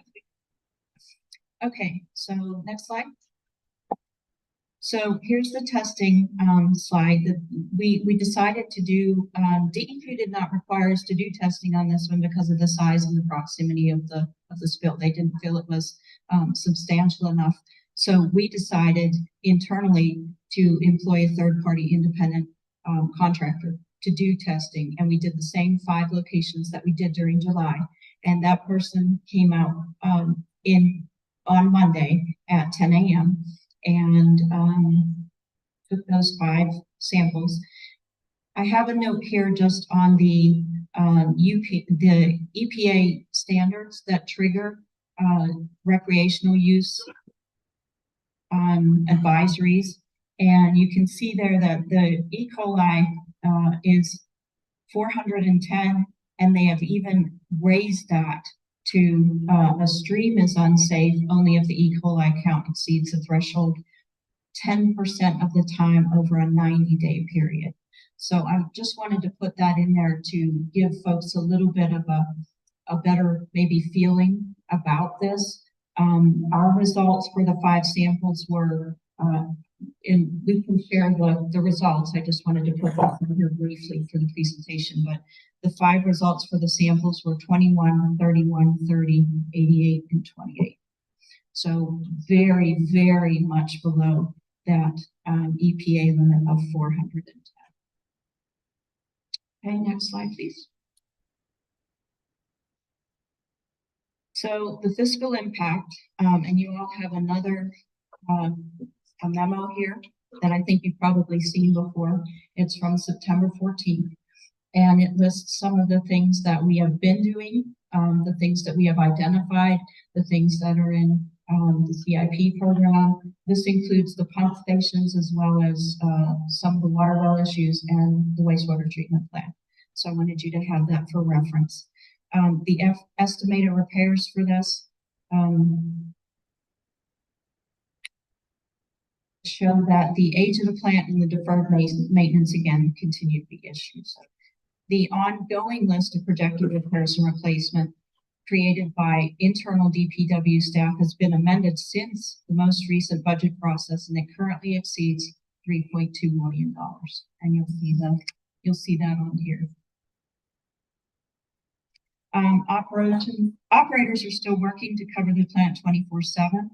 The staff currently consists of 7 full-time employees, 6 operators, and 1 wastewater treatment plant supervisor. We have 2 vacant positions as of December 1st. The additional one retiring in December. Open positions are advertised, but the recruitment continues to be challenging for several reasons. They're posted at $15 an hour, and that's only recently that we've raised it to that. The current staffing levels are unsustainable should the town continue to operate 24/7. They just can't do it. They're wearing out. The permit, the DEQ permit requires us to have at least 1 licensed operator of a class 2 level or above. We do have that. Mr. Kowalski is our supervisor, and he has a class 1. We also have 1 other operator, I believe, who has a class 4 right now. A 3, okay. So right now we're good with that permit requirement. As staff, we're exploring contracting options to subsidize current staffing levels. I will say that those options are very limited. I've been in contact with 4 companies so far, and what I've got right now is a commitment, if we want to go this route, for one person, one operator licensed for one 12-hour shift per week. And that's for, not for a long-term thing, that's for a couple of months. That's all I've been able to get so far out of 4 companies. So the operators are just not out there. So that continues to be an issue. And also on this memo, you'll see that almost $300,000 has been expended in about the last 12 months to repair plant issues already that we've identified. And that list is on the memo for you to review. Next slide. So next steps, we have been in touch with a third-party nonprofit called Moonshot Missions, and they are on board with us and coming fairly soon, hopefully after the Thanksgiving holiday, to assess our plant and take a look at what they feel we may need. They have the ability to prioritize potential upgrades, help us with asset management, and identify funding sources. They work with the University of Maryland as far as grants and funding and EPA funding and so forth. So they've been a very good resource for us, and I'm excited to work with them even more to find out what they think we could be able to acquire. We are also exploring enhanced monitoring systems that I think we'll be able to install fairly immediately. I understand that some have been acquired already, and that will help with plant, letting us know where, what's going on with the plant. The new SCADA system, again, the implementation is estimated by the end of December. At that time, we can, once that SCADA system is in and all the bugs are worked out, then we can put the backup communication system in place that has to work in kind of like this with SCADA. So we have to make sure the SCADA system is working correctly first, and then we'll bring in that backup system that's Delta Missions is the company that we're working with. They are the company that we put the communication system in place for the pump stations with in spring. So that it's a cellular communication system, and it has been working fairly flawlessly since we put it into play in the spring on those pump stations. Some other things just to consider, maybe additional incentives when we hire operators, in order to retain operators, maybe some incentives there to retain the folks that we have. We have several operators that have been here a number of years. I'd like to hang on to those folks. Maybe consider additional opportunities for increase in the budget available to upgrade the plant as part of the FY 24-25 process. And the last one on there is something that Mr. Wood brought up early in the meeting, and that is potentially consider the sale of the utility system to include all infrastructure to an independent party. And that's all I have.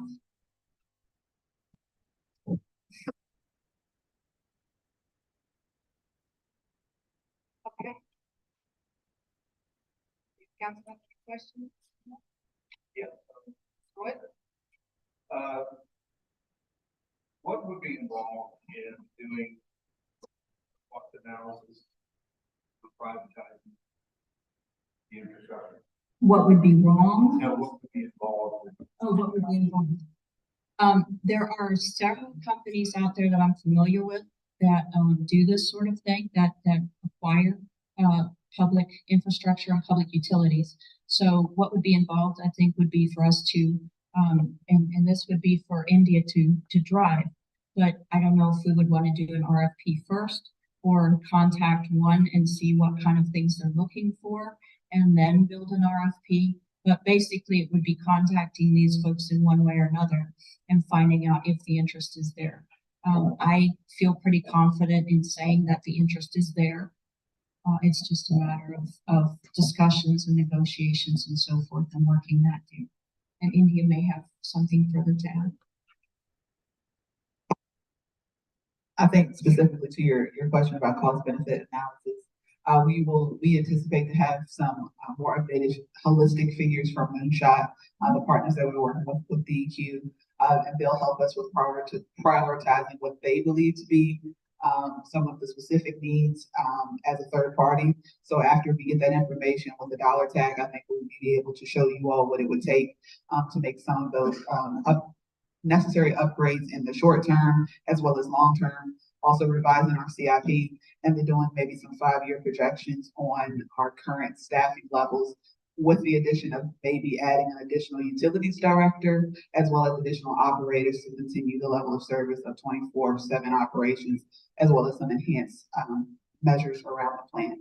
And then we could bring that to you all to take a look at versus the other approach that Ms. Byer was mentioning. That sounds like a retreat issue to bring to the.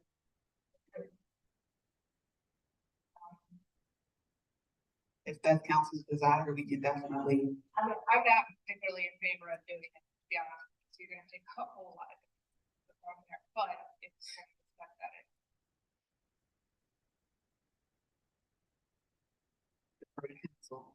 And where to assess them. I definitely agree with Mr. Wood that we need to investigate privatizing the wastewater treatment plant.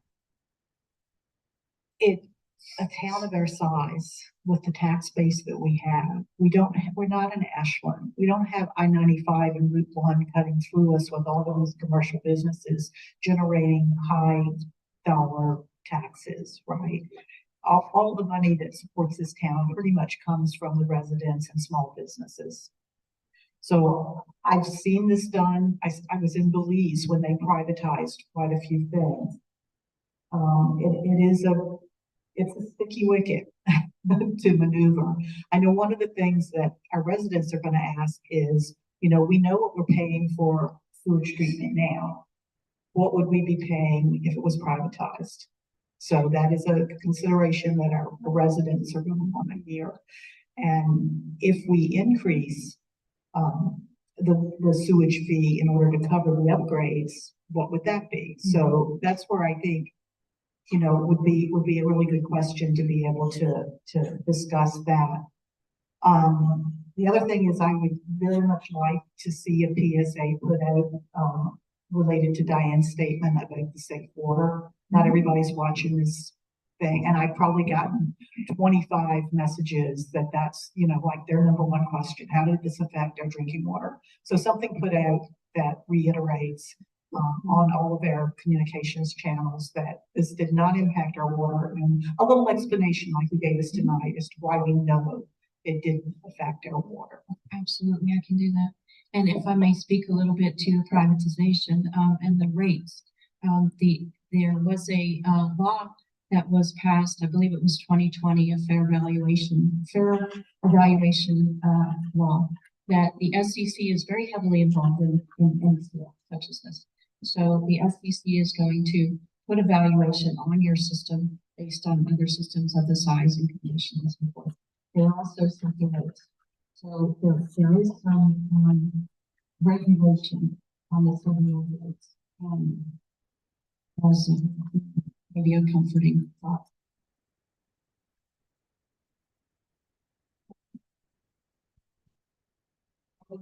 Once you got the status from them, that it wouldn't be. The permit only requires us to do 16 hours manned, staffed. So it would be an internal decision. I would feel more comfortable if we continue 24/7 until, computer systems fail. And the SCADA system, anywhere I've ever been, SCADA has been a major issue regardless of the age. Sometimes there are, little quirks that we have to work out.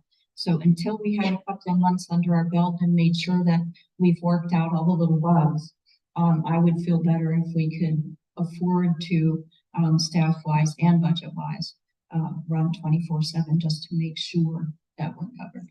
Okay. And for a question, on that priorities list you gave us, just curious, where is the pump that failed on that? Was it on the list, and how high of a priority was it? Harry, I don't think it was on the list. Yeah. Right, yeah, I don't think it was on the list. It's a submerged pump. So there's really no way to assess it until it just gives up. So it was one. I'm assuming a 15-year-old pump. Pretty likely to fail, at It- least in my. That would be a good assessment, but unfortunately, we have a lot of pumps that are even older than that. So those are the ones that were prioritized. But that's a good observation. It sounds like we're in pretty much shape. Yeah, it sounds like it's been really step times or something. I don't know. It's just, to me, it seems like, Neglected for, yeah, like, yes. why hasn't this been, I mean, I don't want to blame management, but you know, things roll downhill. And all these years of being neglected, it just seems like council should have been there. To me, it sounds like it's horrible. Unless you're just trying to steer this.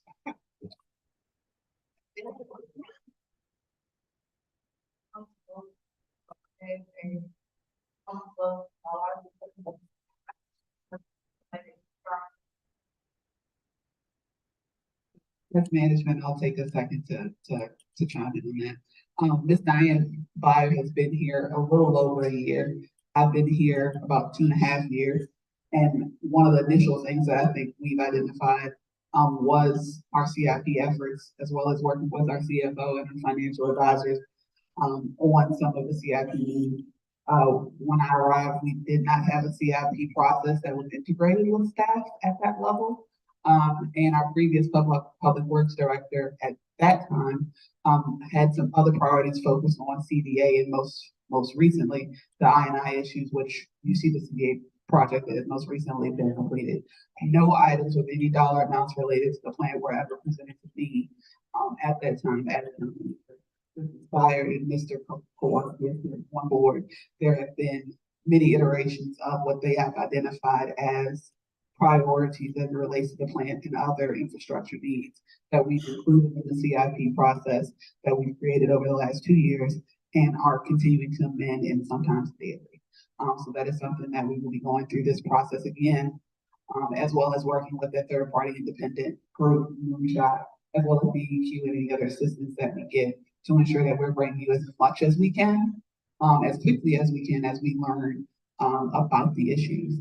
I instructed Ms. Byer to reach out to the engineering firm that had done the most recent upgrade in 2008, 15 years ago, to get whatever information we could on what had been done and what had been completed, to see whatever gaps there are so that we can provide that information to the third party so that we can get the clearest picture as possible. So as management, I can tell you, we're doing everything we can every day to ensure that we're fixing the issues as quickly as possible. Yeah, sure. Ms. The DEQ money, the 5.7 million, can any of that be used towards this type of project, or is that?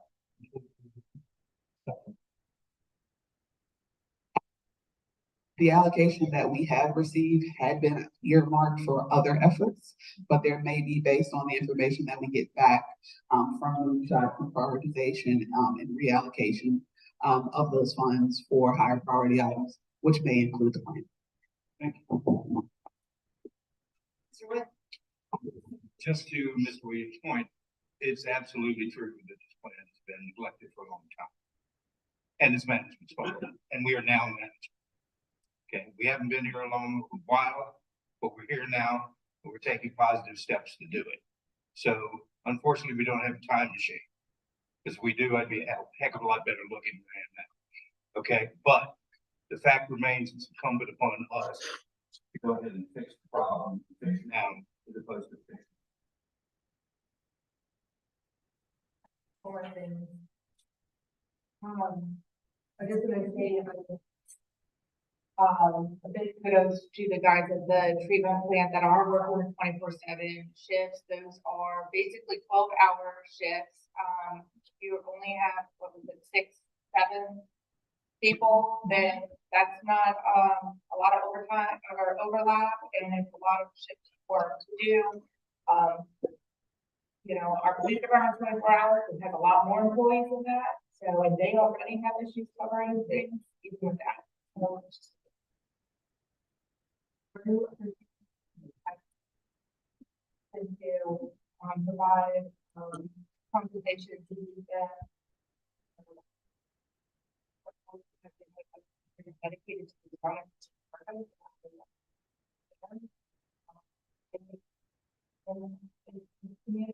that way, and that they're providing, a utility, a basic for every single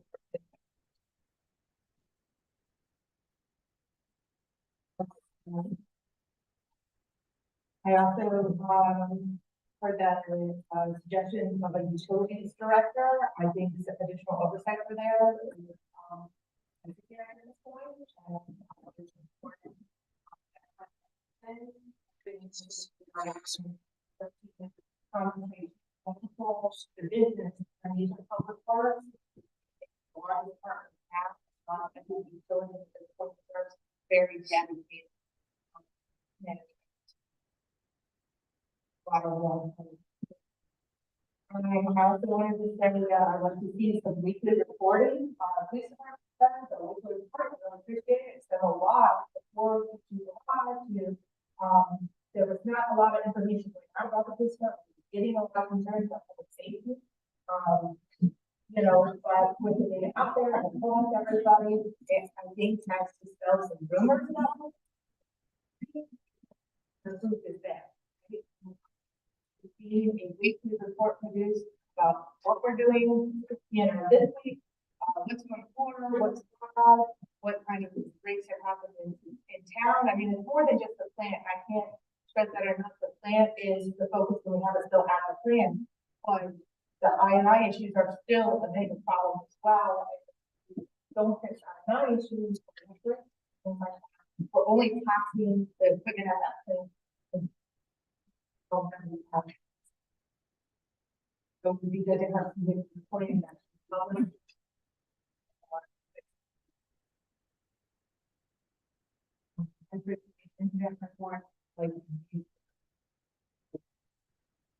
This was very thorough tonight, and I wanted to see the testing results. And then on the website, currently having a wastewater treatment plant page that explains to parents the difference between the sewer and the water. I also received concerns. I drank the water, am I okay? Yes, you're totally fine. It's completely separate. But, you know, it's sort of like natural something for people. They think there is more. Because they're utilities, bill, and there's laws to believe that they're more related. So explaining that, explaining the kind of plans you have. Our plan is It's a different file plan, sometimes it's a file, and concerns, we actually have a pretty good plan as far as how it operates and the water quality out of the plant. It's crystal clear that here we can drink it. As I said, maybe, I was part of it. And some bring it in, you go, you go. Gonna hear the mayor now.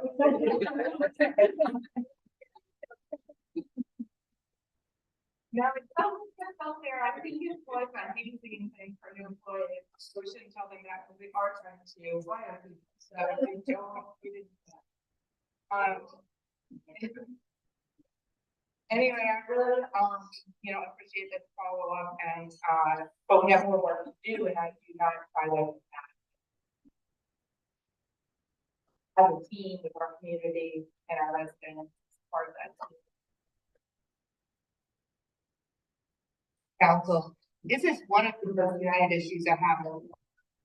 This council has voted unanimously on every necessary, you know, funding, whatever is brought to us.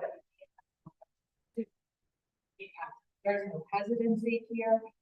It's something that you're confident to say that's well. The politics are not trying to sweep this under the rug. We are trying to address the problem, and we are willing wherever we can get the funding.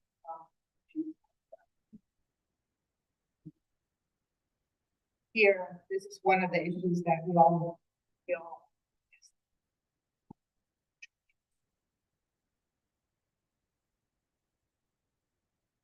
And something else to say. Result of that, we've been discussing internally some recruitment and retention efforts, specifically for hard to fill positions. Most namely, as I mentioned today, we have 2 operator positions. We also have received notification that another operator will be retiring in the coming months. So in an effort to try to get ahead of that, but also to retain I've asked the HR manager to, assist us with a program, to help with that. So we would like to ask council, for consideration for that tonight for immediate approval. I think that I'll put this covered.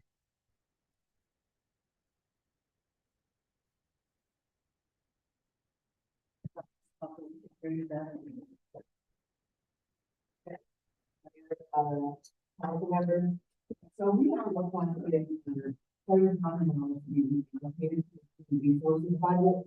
For improvement of the temporary focusing primarily on the wastewater treatment plant. Because we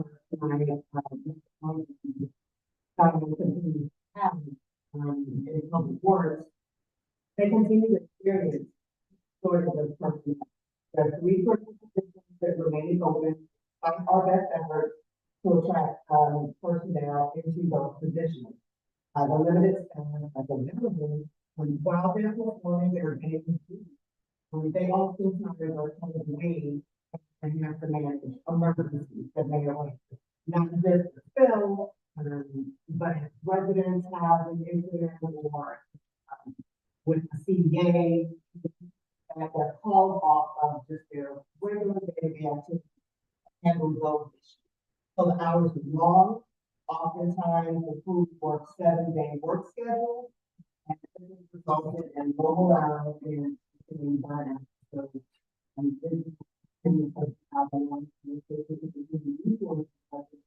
that we can.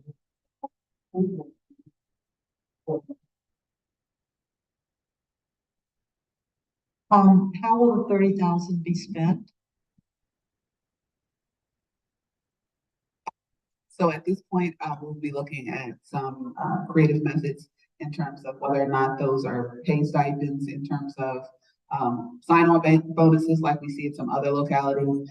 We've seen that traditionally in more, police-focused area positions and recruitment, but for hard to reach, hard to fill positions such as what we're facing, specifically in public works, we're looking at sign-on bonuses, retention bonuses in those areas, as well as the opportunity for relocation. Basically, we're going to try whatever methods we can, to recruit people for these positions, but specifically, sign-on bonuses, incentives, and relocation packages. And where is that money now in the budget that we can get it from? I haven't told, my friend over here, but we had budgeted more money in our legal services, and since our attorney changed, I'm going to find that 30 grand would be in the budget, in legal services, so, yeah, legal services. Madam Mayor, I make a motion that we move forward with the recommendation from HR. Is there a second to that? Second. Right, is there any further discussion? Yes, Mr. Williams. I'm not sure, I guess maybe I'm not as familiar with council. It seems to me like this is something that should put on the agenda. Public release here, I'm not saying I don't support it. To me, I'd like to see it put on the next agenda. Is there any other discussion? There's a motion in a second to do, so you wanted to, just get Karen got a motion. I'm just make a motion that we table it until the next meeting. A second now.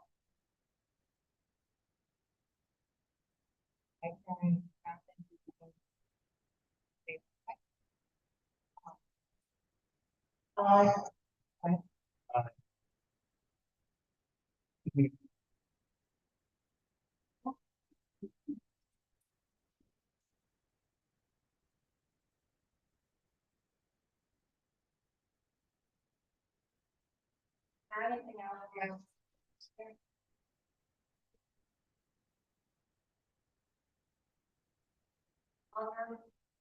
That's for public comment. Yep, I only have one sign up and one email. Mary Black is the one that signed up.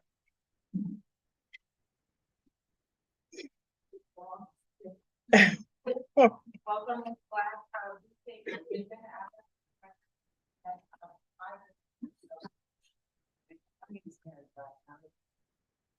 On 9th Street. And I want to comment, give you kudos. As we are in Newport, we have some issues. And she actually physically come to the desk and help us.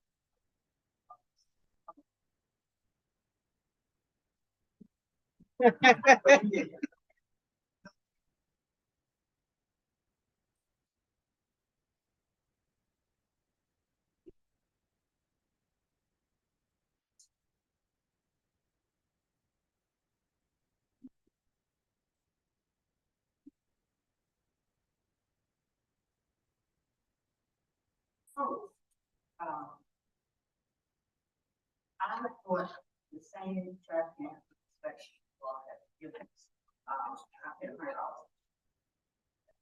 And so, with the new trash, it's the same. And we have to pay $30. I don't know if this is the right time, I don't understand what the $30 charge is. They taxes. So I'm a little confused with that. Although you did reference, you had something on mind, I don't know, if I agree that may speak to what I'm trying to say. But it's just a little concerning that we have to pay the $30 for a trash can. I have a perfectly fine trash can, and that's this trash can. And I just don't understand why we're paying $30 on top of the tax that we already pay.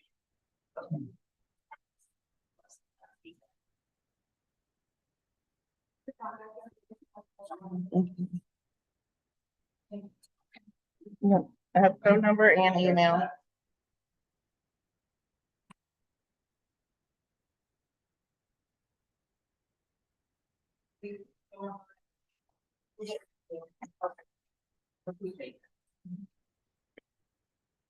Alright, no more are signed up.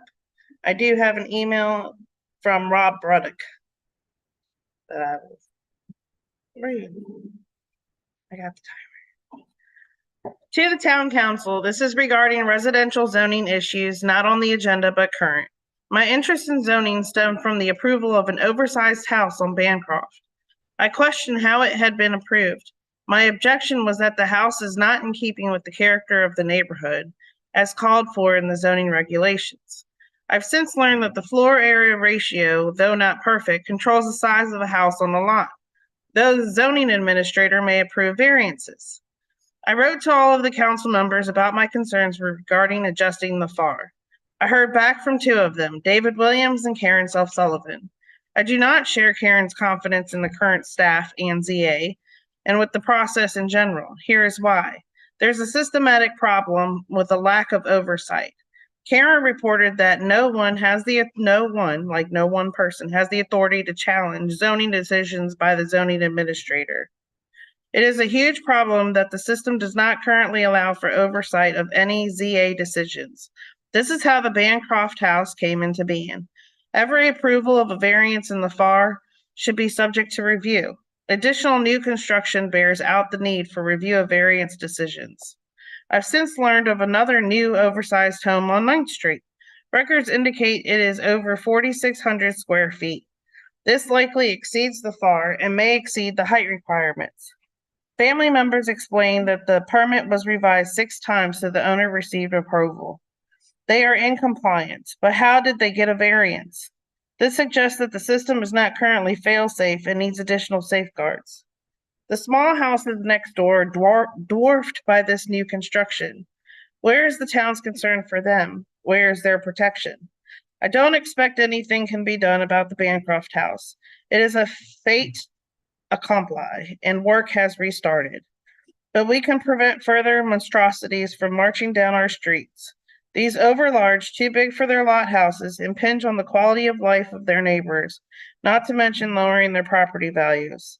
Who wants to live next door to one of them? The town needs additional zoning protection for residents, perhaps limiting the number of floors that can be built to 1 floor greater than the neighboring properties.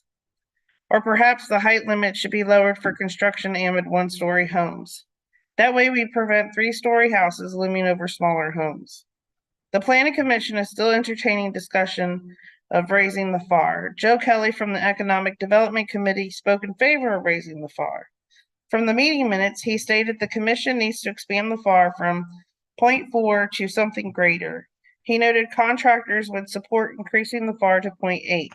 He used the example of the house located on the corner of Weems and Bancroft, calculating an average FAR of 0.6 and a height of 40 feet. Note other sources listed the FAR of that house as 0.8. He encouraged the commission to look carefully at the standard and make a decision that is in the best interest of the town. Residents don't want these overlarge houses being built next door and looming over their properties, destroying their privacy and property values.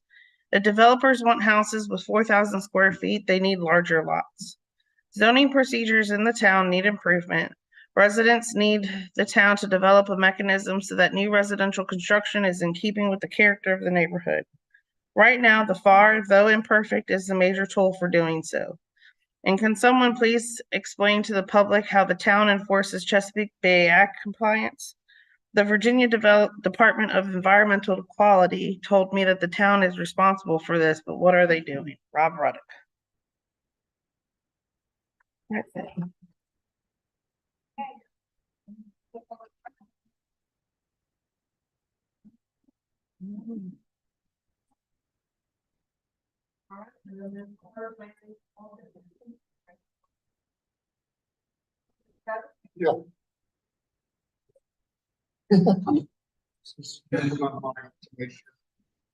Work. So let me give you a little bit of background with this, before I was introduced. The town decided to start reviewing all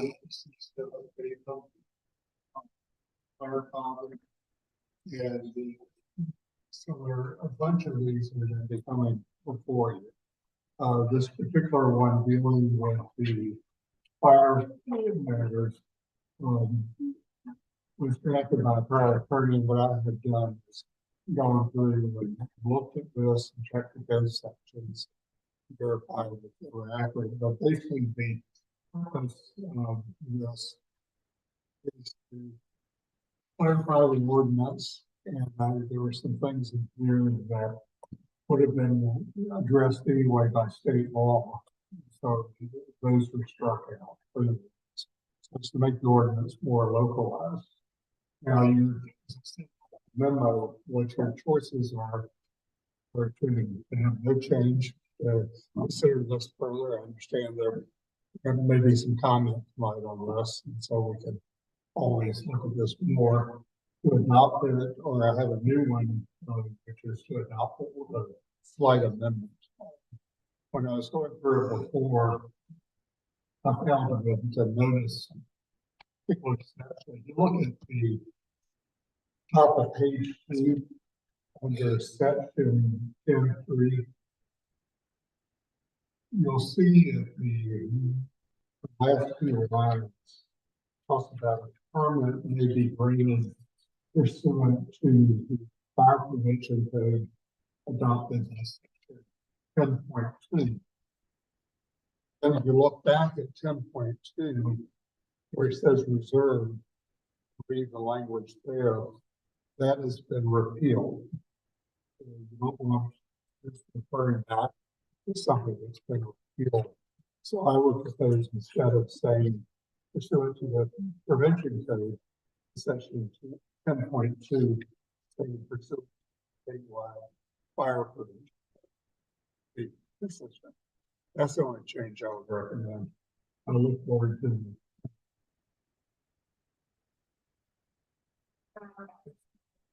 Next, so we are opening this for public.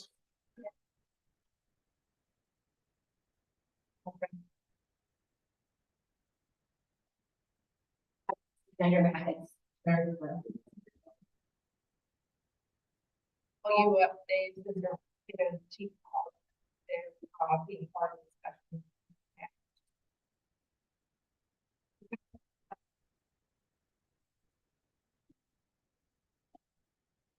We'll open up to.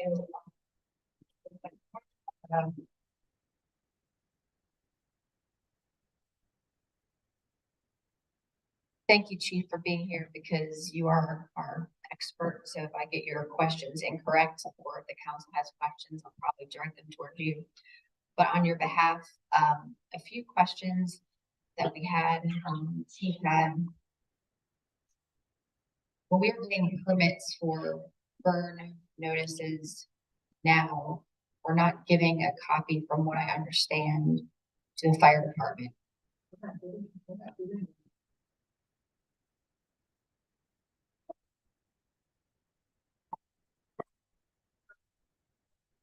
Used to be years ago, there was,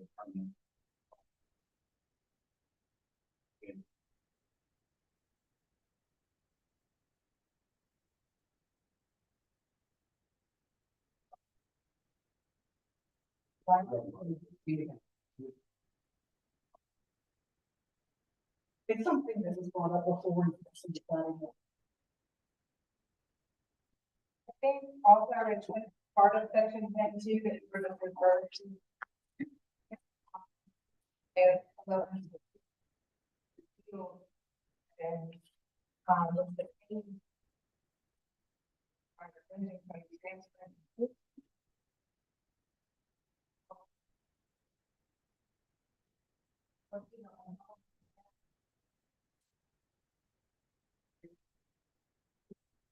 That's the way.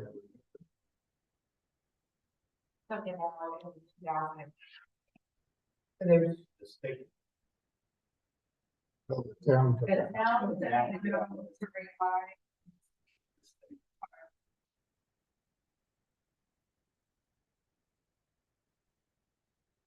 Second. I agree with the chief on this, and this is actually in the town.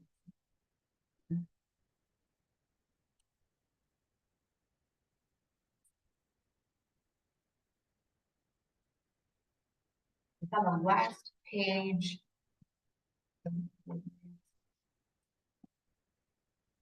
Section 10-8, permit to display, any fair, association, amusement park, or other organization or group of individuals may come in with the town manager for a permit to display fireworks.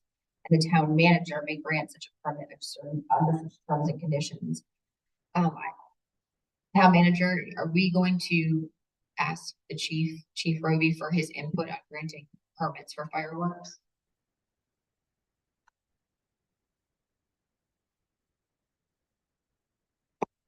That's something I can discuss with him. Based on how we currently handle fireworks, there's a process worked out with our public safety partners. Namely, our chief handled the last process with our partners, on the Maryland side of things, so he could speak more to that than I can. So, yeah. So would he be notified if there is a permit for fireworks?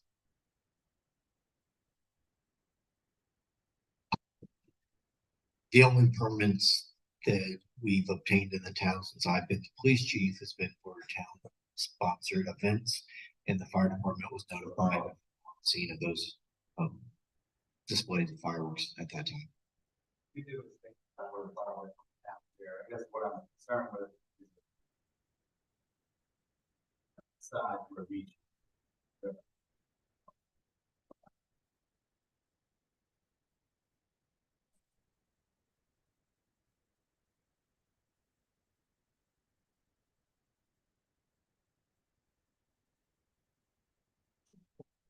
Lucky.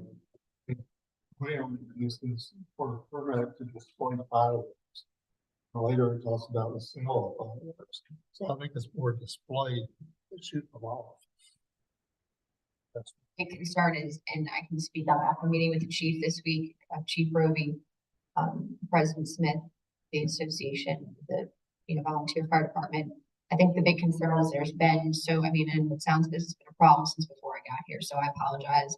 But I think it is good to bring up again that it doesn't appear they're notified as much as they were hoping, and their resources are already extremely thin and staffing is thin. So if there are permits coming across desks or things of that nature, they would just like to be notified and included.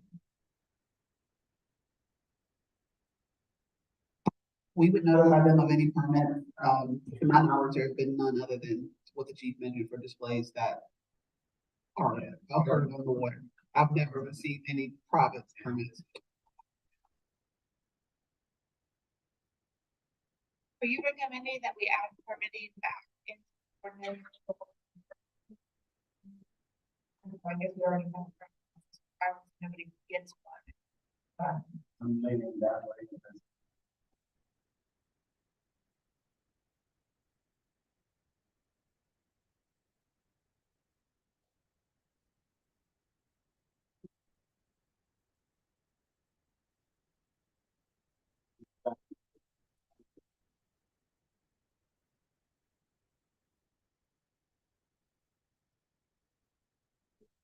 Authority for the permit.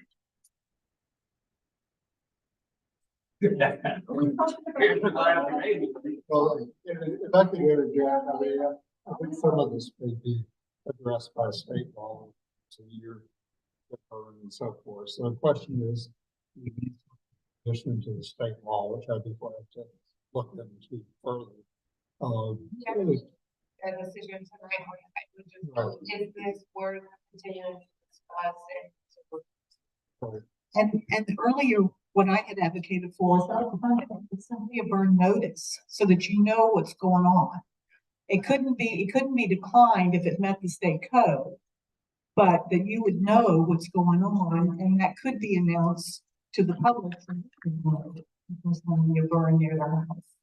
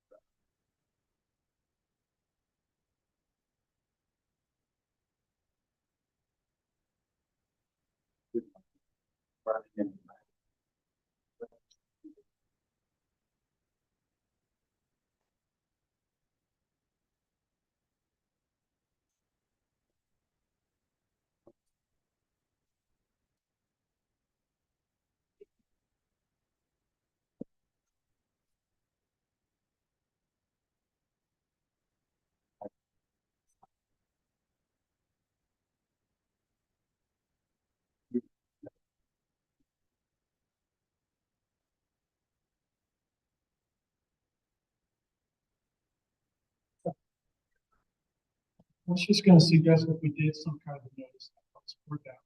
Maybe make it something really easy that they can just go online and fill out something.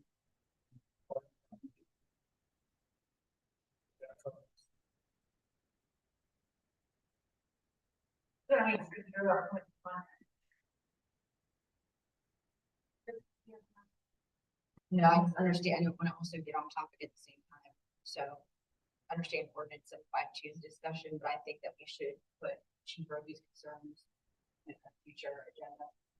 Whether it's the burn notice or some sort of online form, definitely, because it's limited resources they have. I think what we're asking to do for our attorney to. Right. Right. You don't. We're just trying to methodically go through all of the code and brought up to speed with the state standards. And yeah, and just make sure they're with the state standards. And we have an opportunity to update them like this. So that.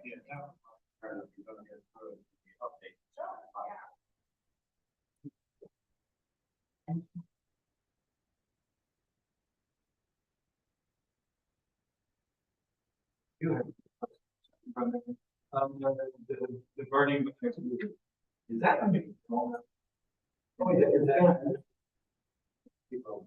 It's been. Now, there, it's still about something that's over, right, forestry, the way.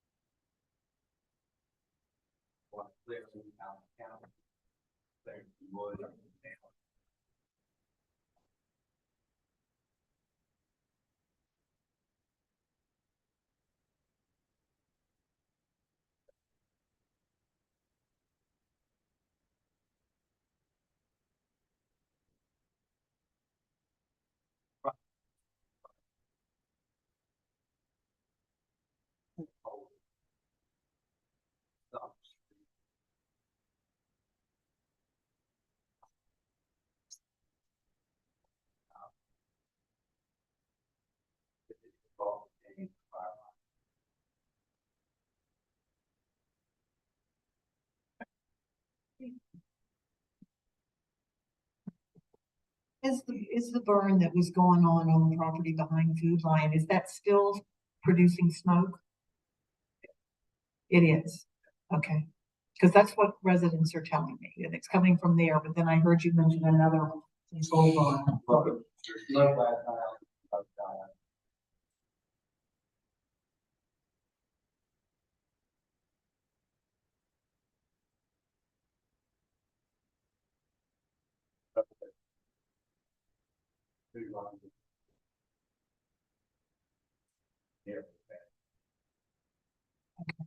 Thank you. And just for clarification, that property is in the county, it's not in the town limits. That's not.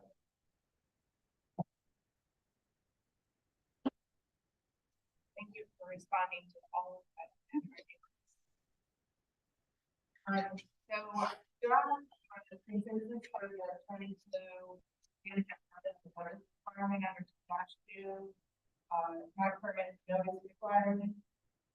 Yeah, consensus, all in favor?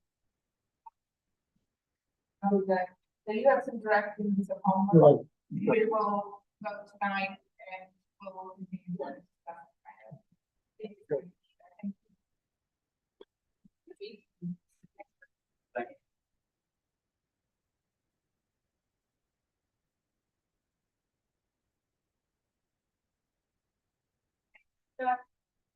From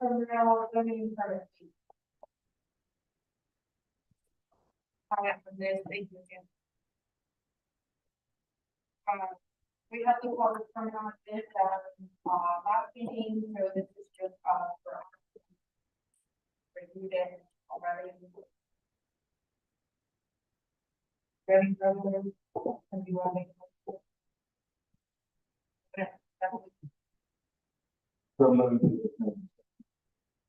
for a second? All right.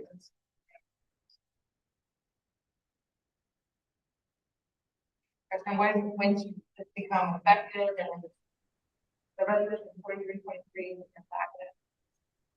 $50 fee. Effective April 1st. That one, it was, this is like, is that May 1st? So effective May 1st.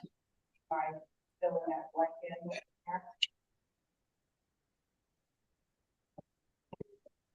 So.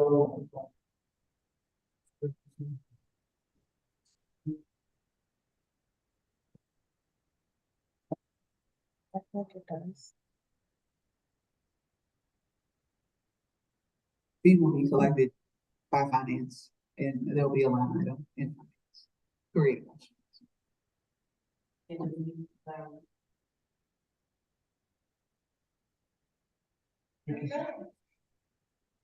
Thank you, Jeremy.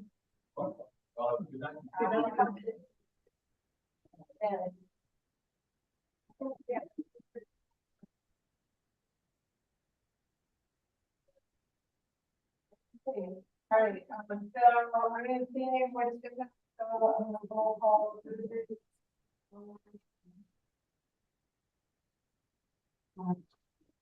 I'm gonna, yeah.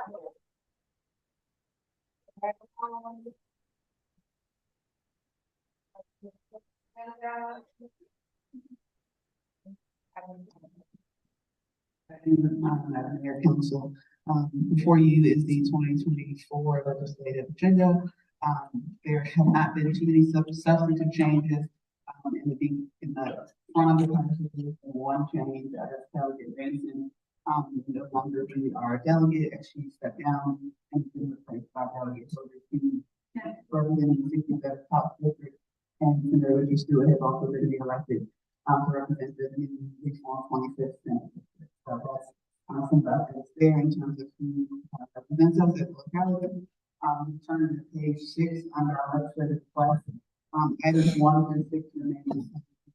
At a recent cigarette tax board meeting, we were informed that there is some pending federal legislation that would impose a ban on the sale of menthol cigarettes, which accounts for about 30 to 35% of our revenue for our cigarette taxes. And so that to support proposing that. So that's been added at item number 7. And then we recently had a meeting with a federal partner to discuss federal opportunities for our locality related to maritime efforts, and they will be potentially requesting regional support from us. So those two were added to that. I can draft letters to send specifically for those 2 items, and the rest are the same. As needed with the work. As a reminder, we provide send this, and most of them do require a unanimous approval of a resolution to support any of the requests. So that we can share and begin to work to advocate on behalf of the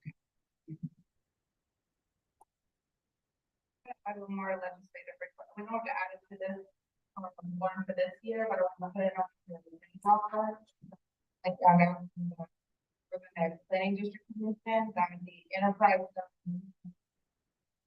Then the,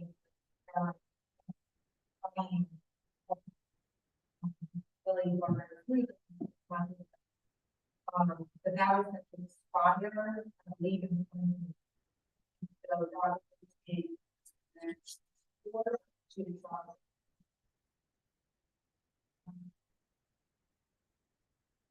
if you come from the beach or an option in the other jurisdictions that they want to.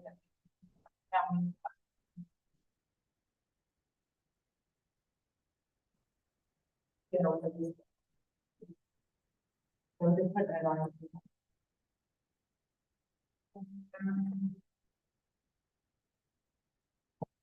Motion for this, or is it already?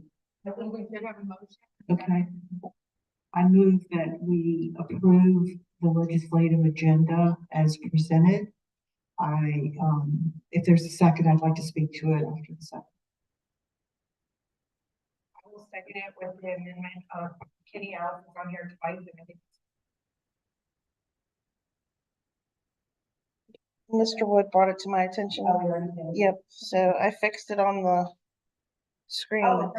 Yeah, but I'll fix it on the packet before it goes out anywhere. So I just want to remind everybody of the extraordinary job that our town manager and staff did in working with this legislative agenda previously. And I would like to wish her the very best in repeating or exceeding what she got for us last year.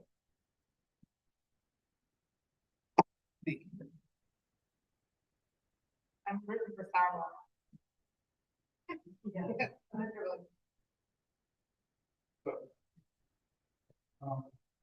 No secret, I don't support the minimum workplace league. My real main question is, well, I've already asked the company today, like her to explain not being a cigarette thing, because I think I've got at least one constituent, maybe y'all had some too, think, well, why would we prioritize not being a cigarette? There's a good reason why it's.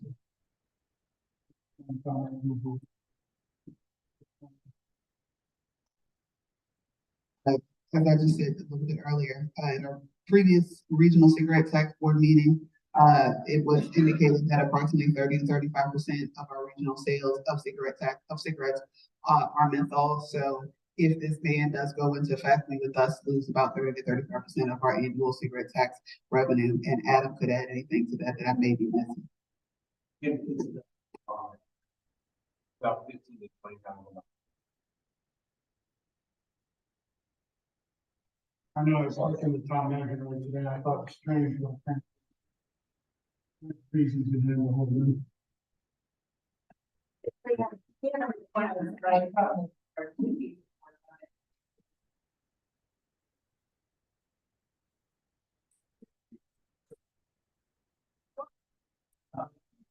There's something here that in order to move things along for you can go ahead and voting for it does not imply approval of it.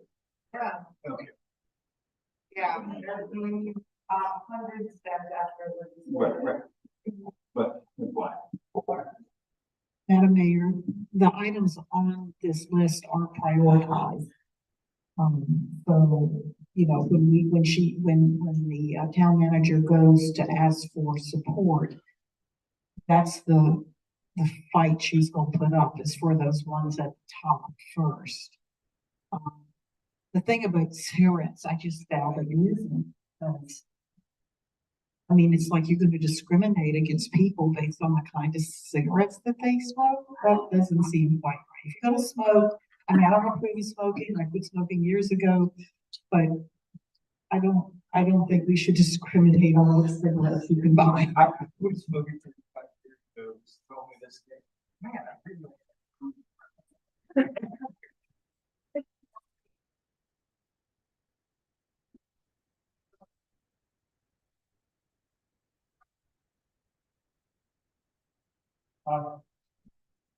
I decided to work on the.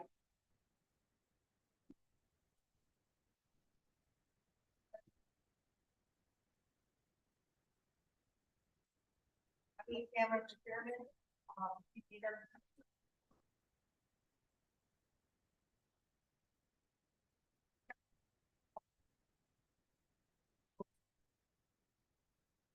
Good evening, Mayor, Council.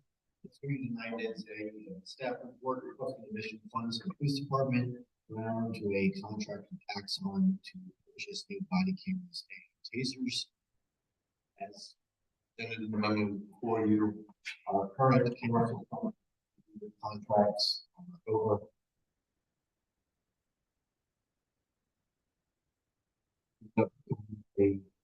Presenting to you a combined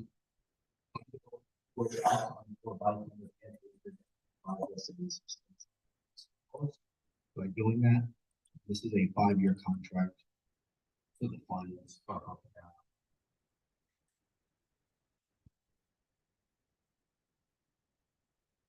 there any questions of council? Your motion?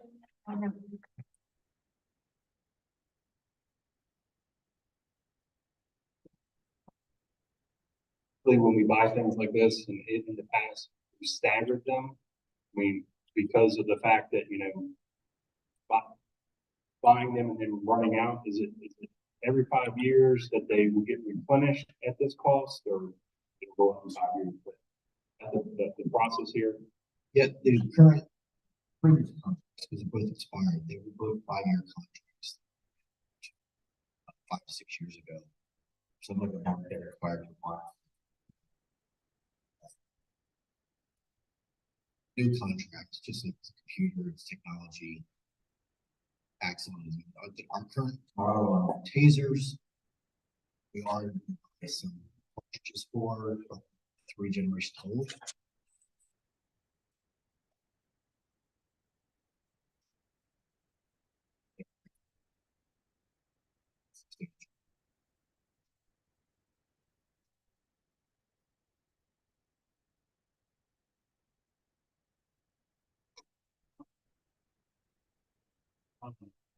And we discussed with the small sheriff's department and what they currently use, and this is when we could get the same buying schedule. Maybe saving the locality as a whole, but better cost. Currently, West Point County does not have tasers of any kind. And they are using a different vendor of body camera, but they are in negotiations, from my understanding. Of a different vendor because they're trying to operate some of the technology resources as well. They will operate their- I don't know.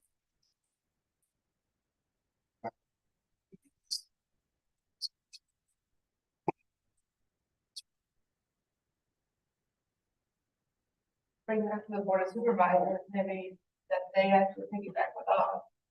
With other rounds. Okay. Madam Mayor, I'd like to have David and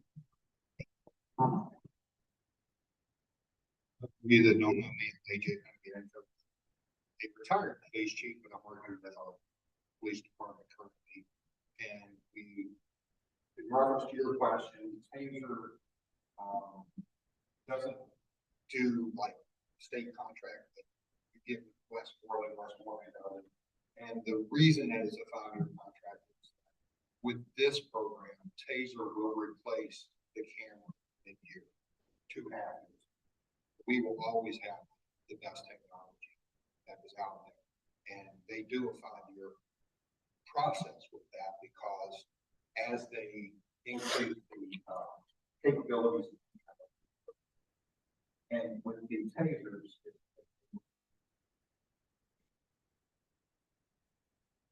yes, we're saving 30,000, well, 20.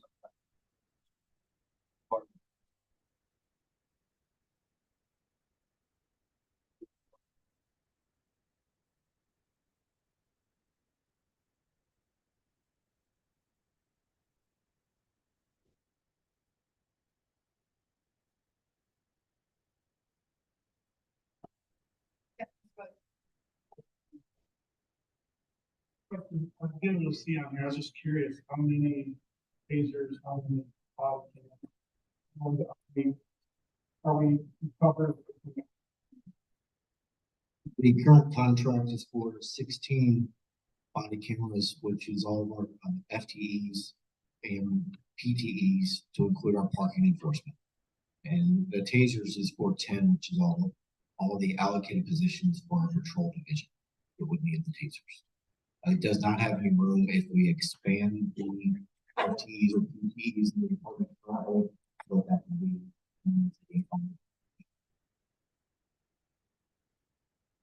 Talk to law enforcement, ex-law enforcement, talk to them about trying to be fiscally conservative.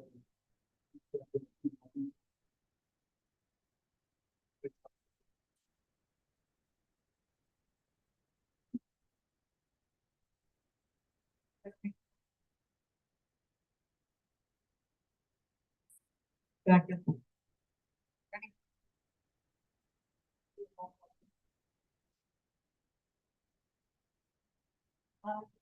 Aye.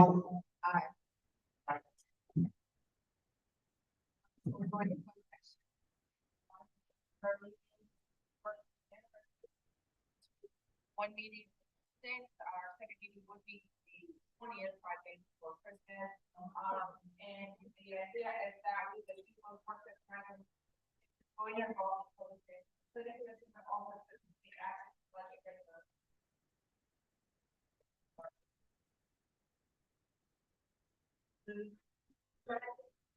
All in favor?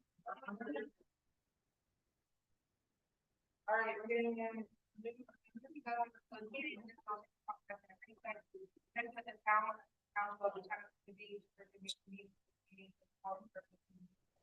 Subjects, all of which are exempt by Virginia law.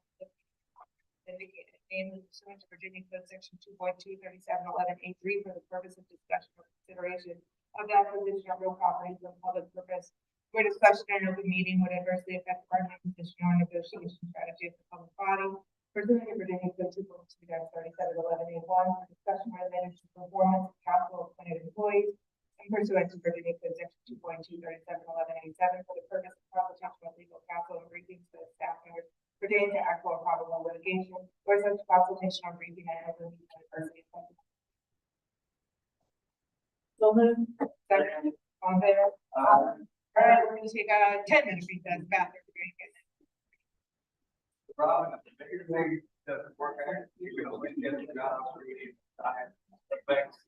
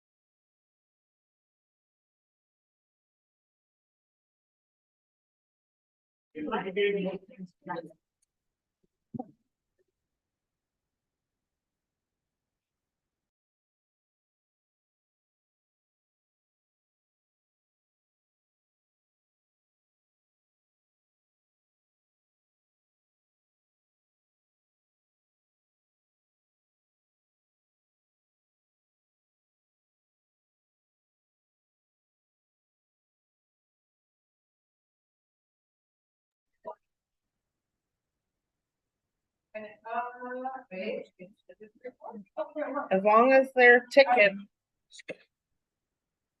Alright, guys, you guys can do this after we. Oh, sorry.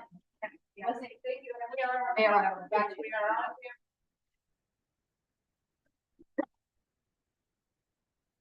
I'm looking for my stuff that I got in orders.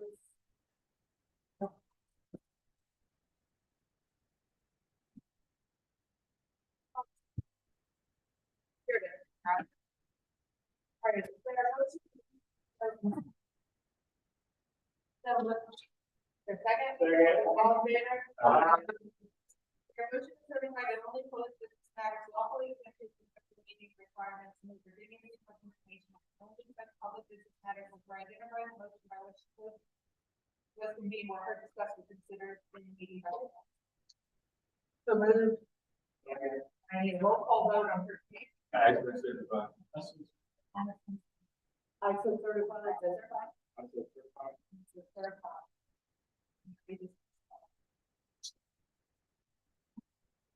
I move that pursuant to the town's authority set forth in Virginia Code section 15.2-1800 and 15.3-1801, purchase for public use of property or general town property.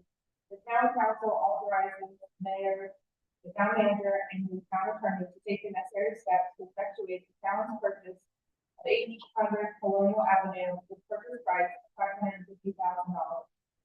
Such steps to include, but not be limited to, the acceptance of the assignment of the contract from Three Fish Investment LLC, the engagement of the settlement agent, procurement of owner's title and policy of amount of transfer funds, and the execution of the usual and customary settlement.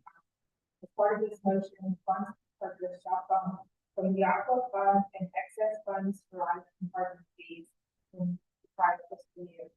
And the current structure on the property shall be demolished. Have a second. Okay, I'm gonna roll call vote. Aye.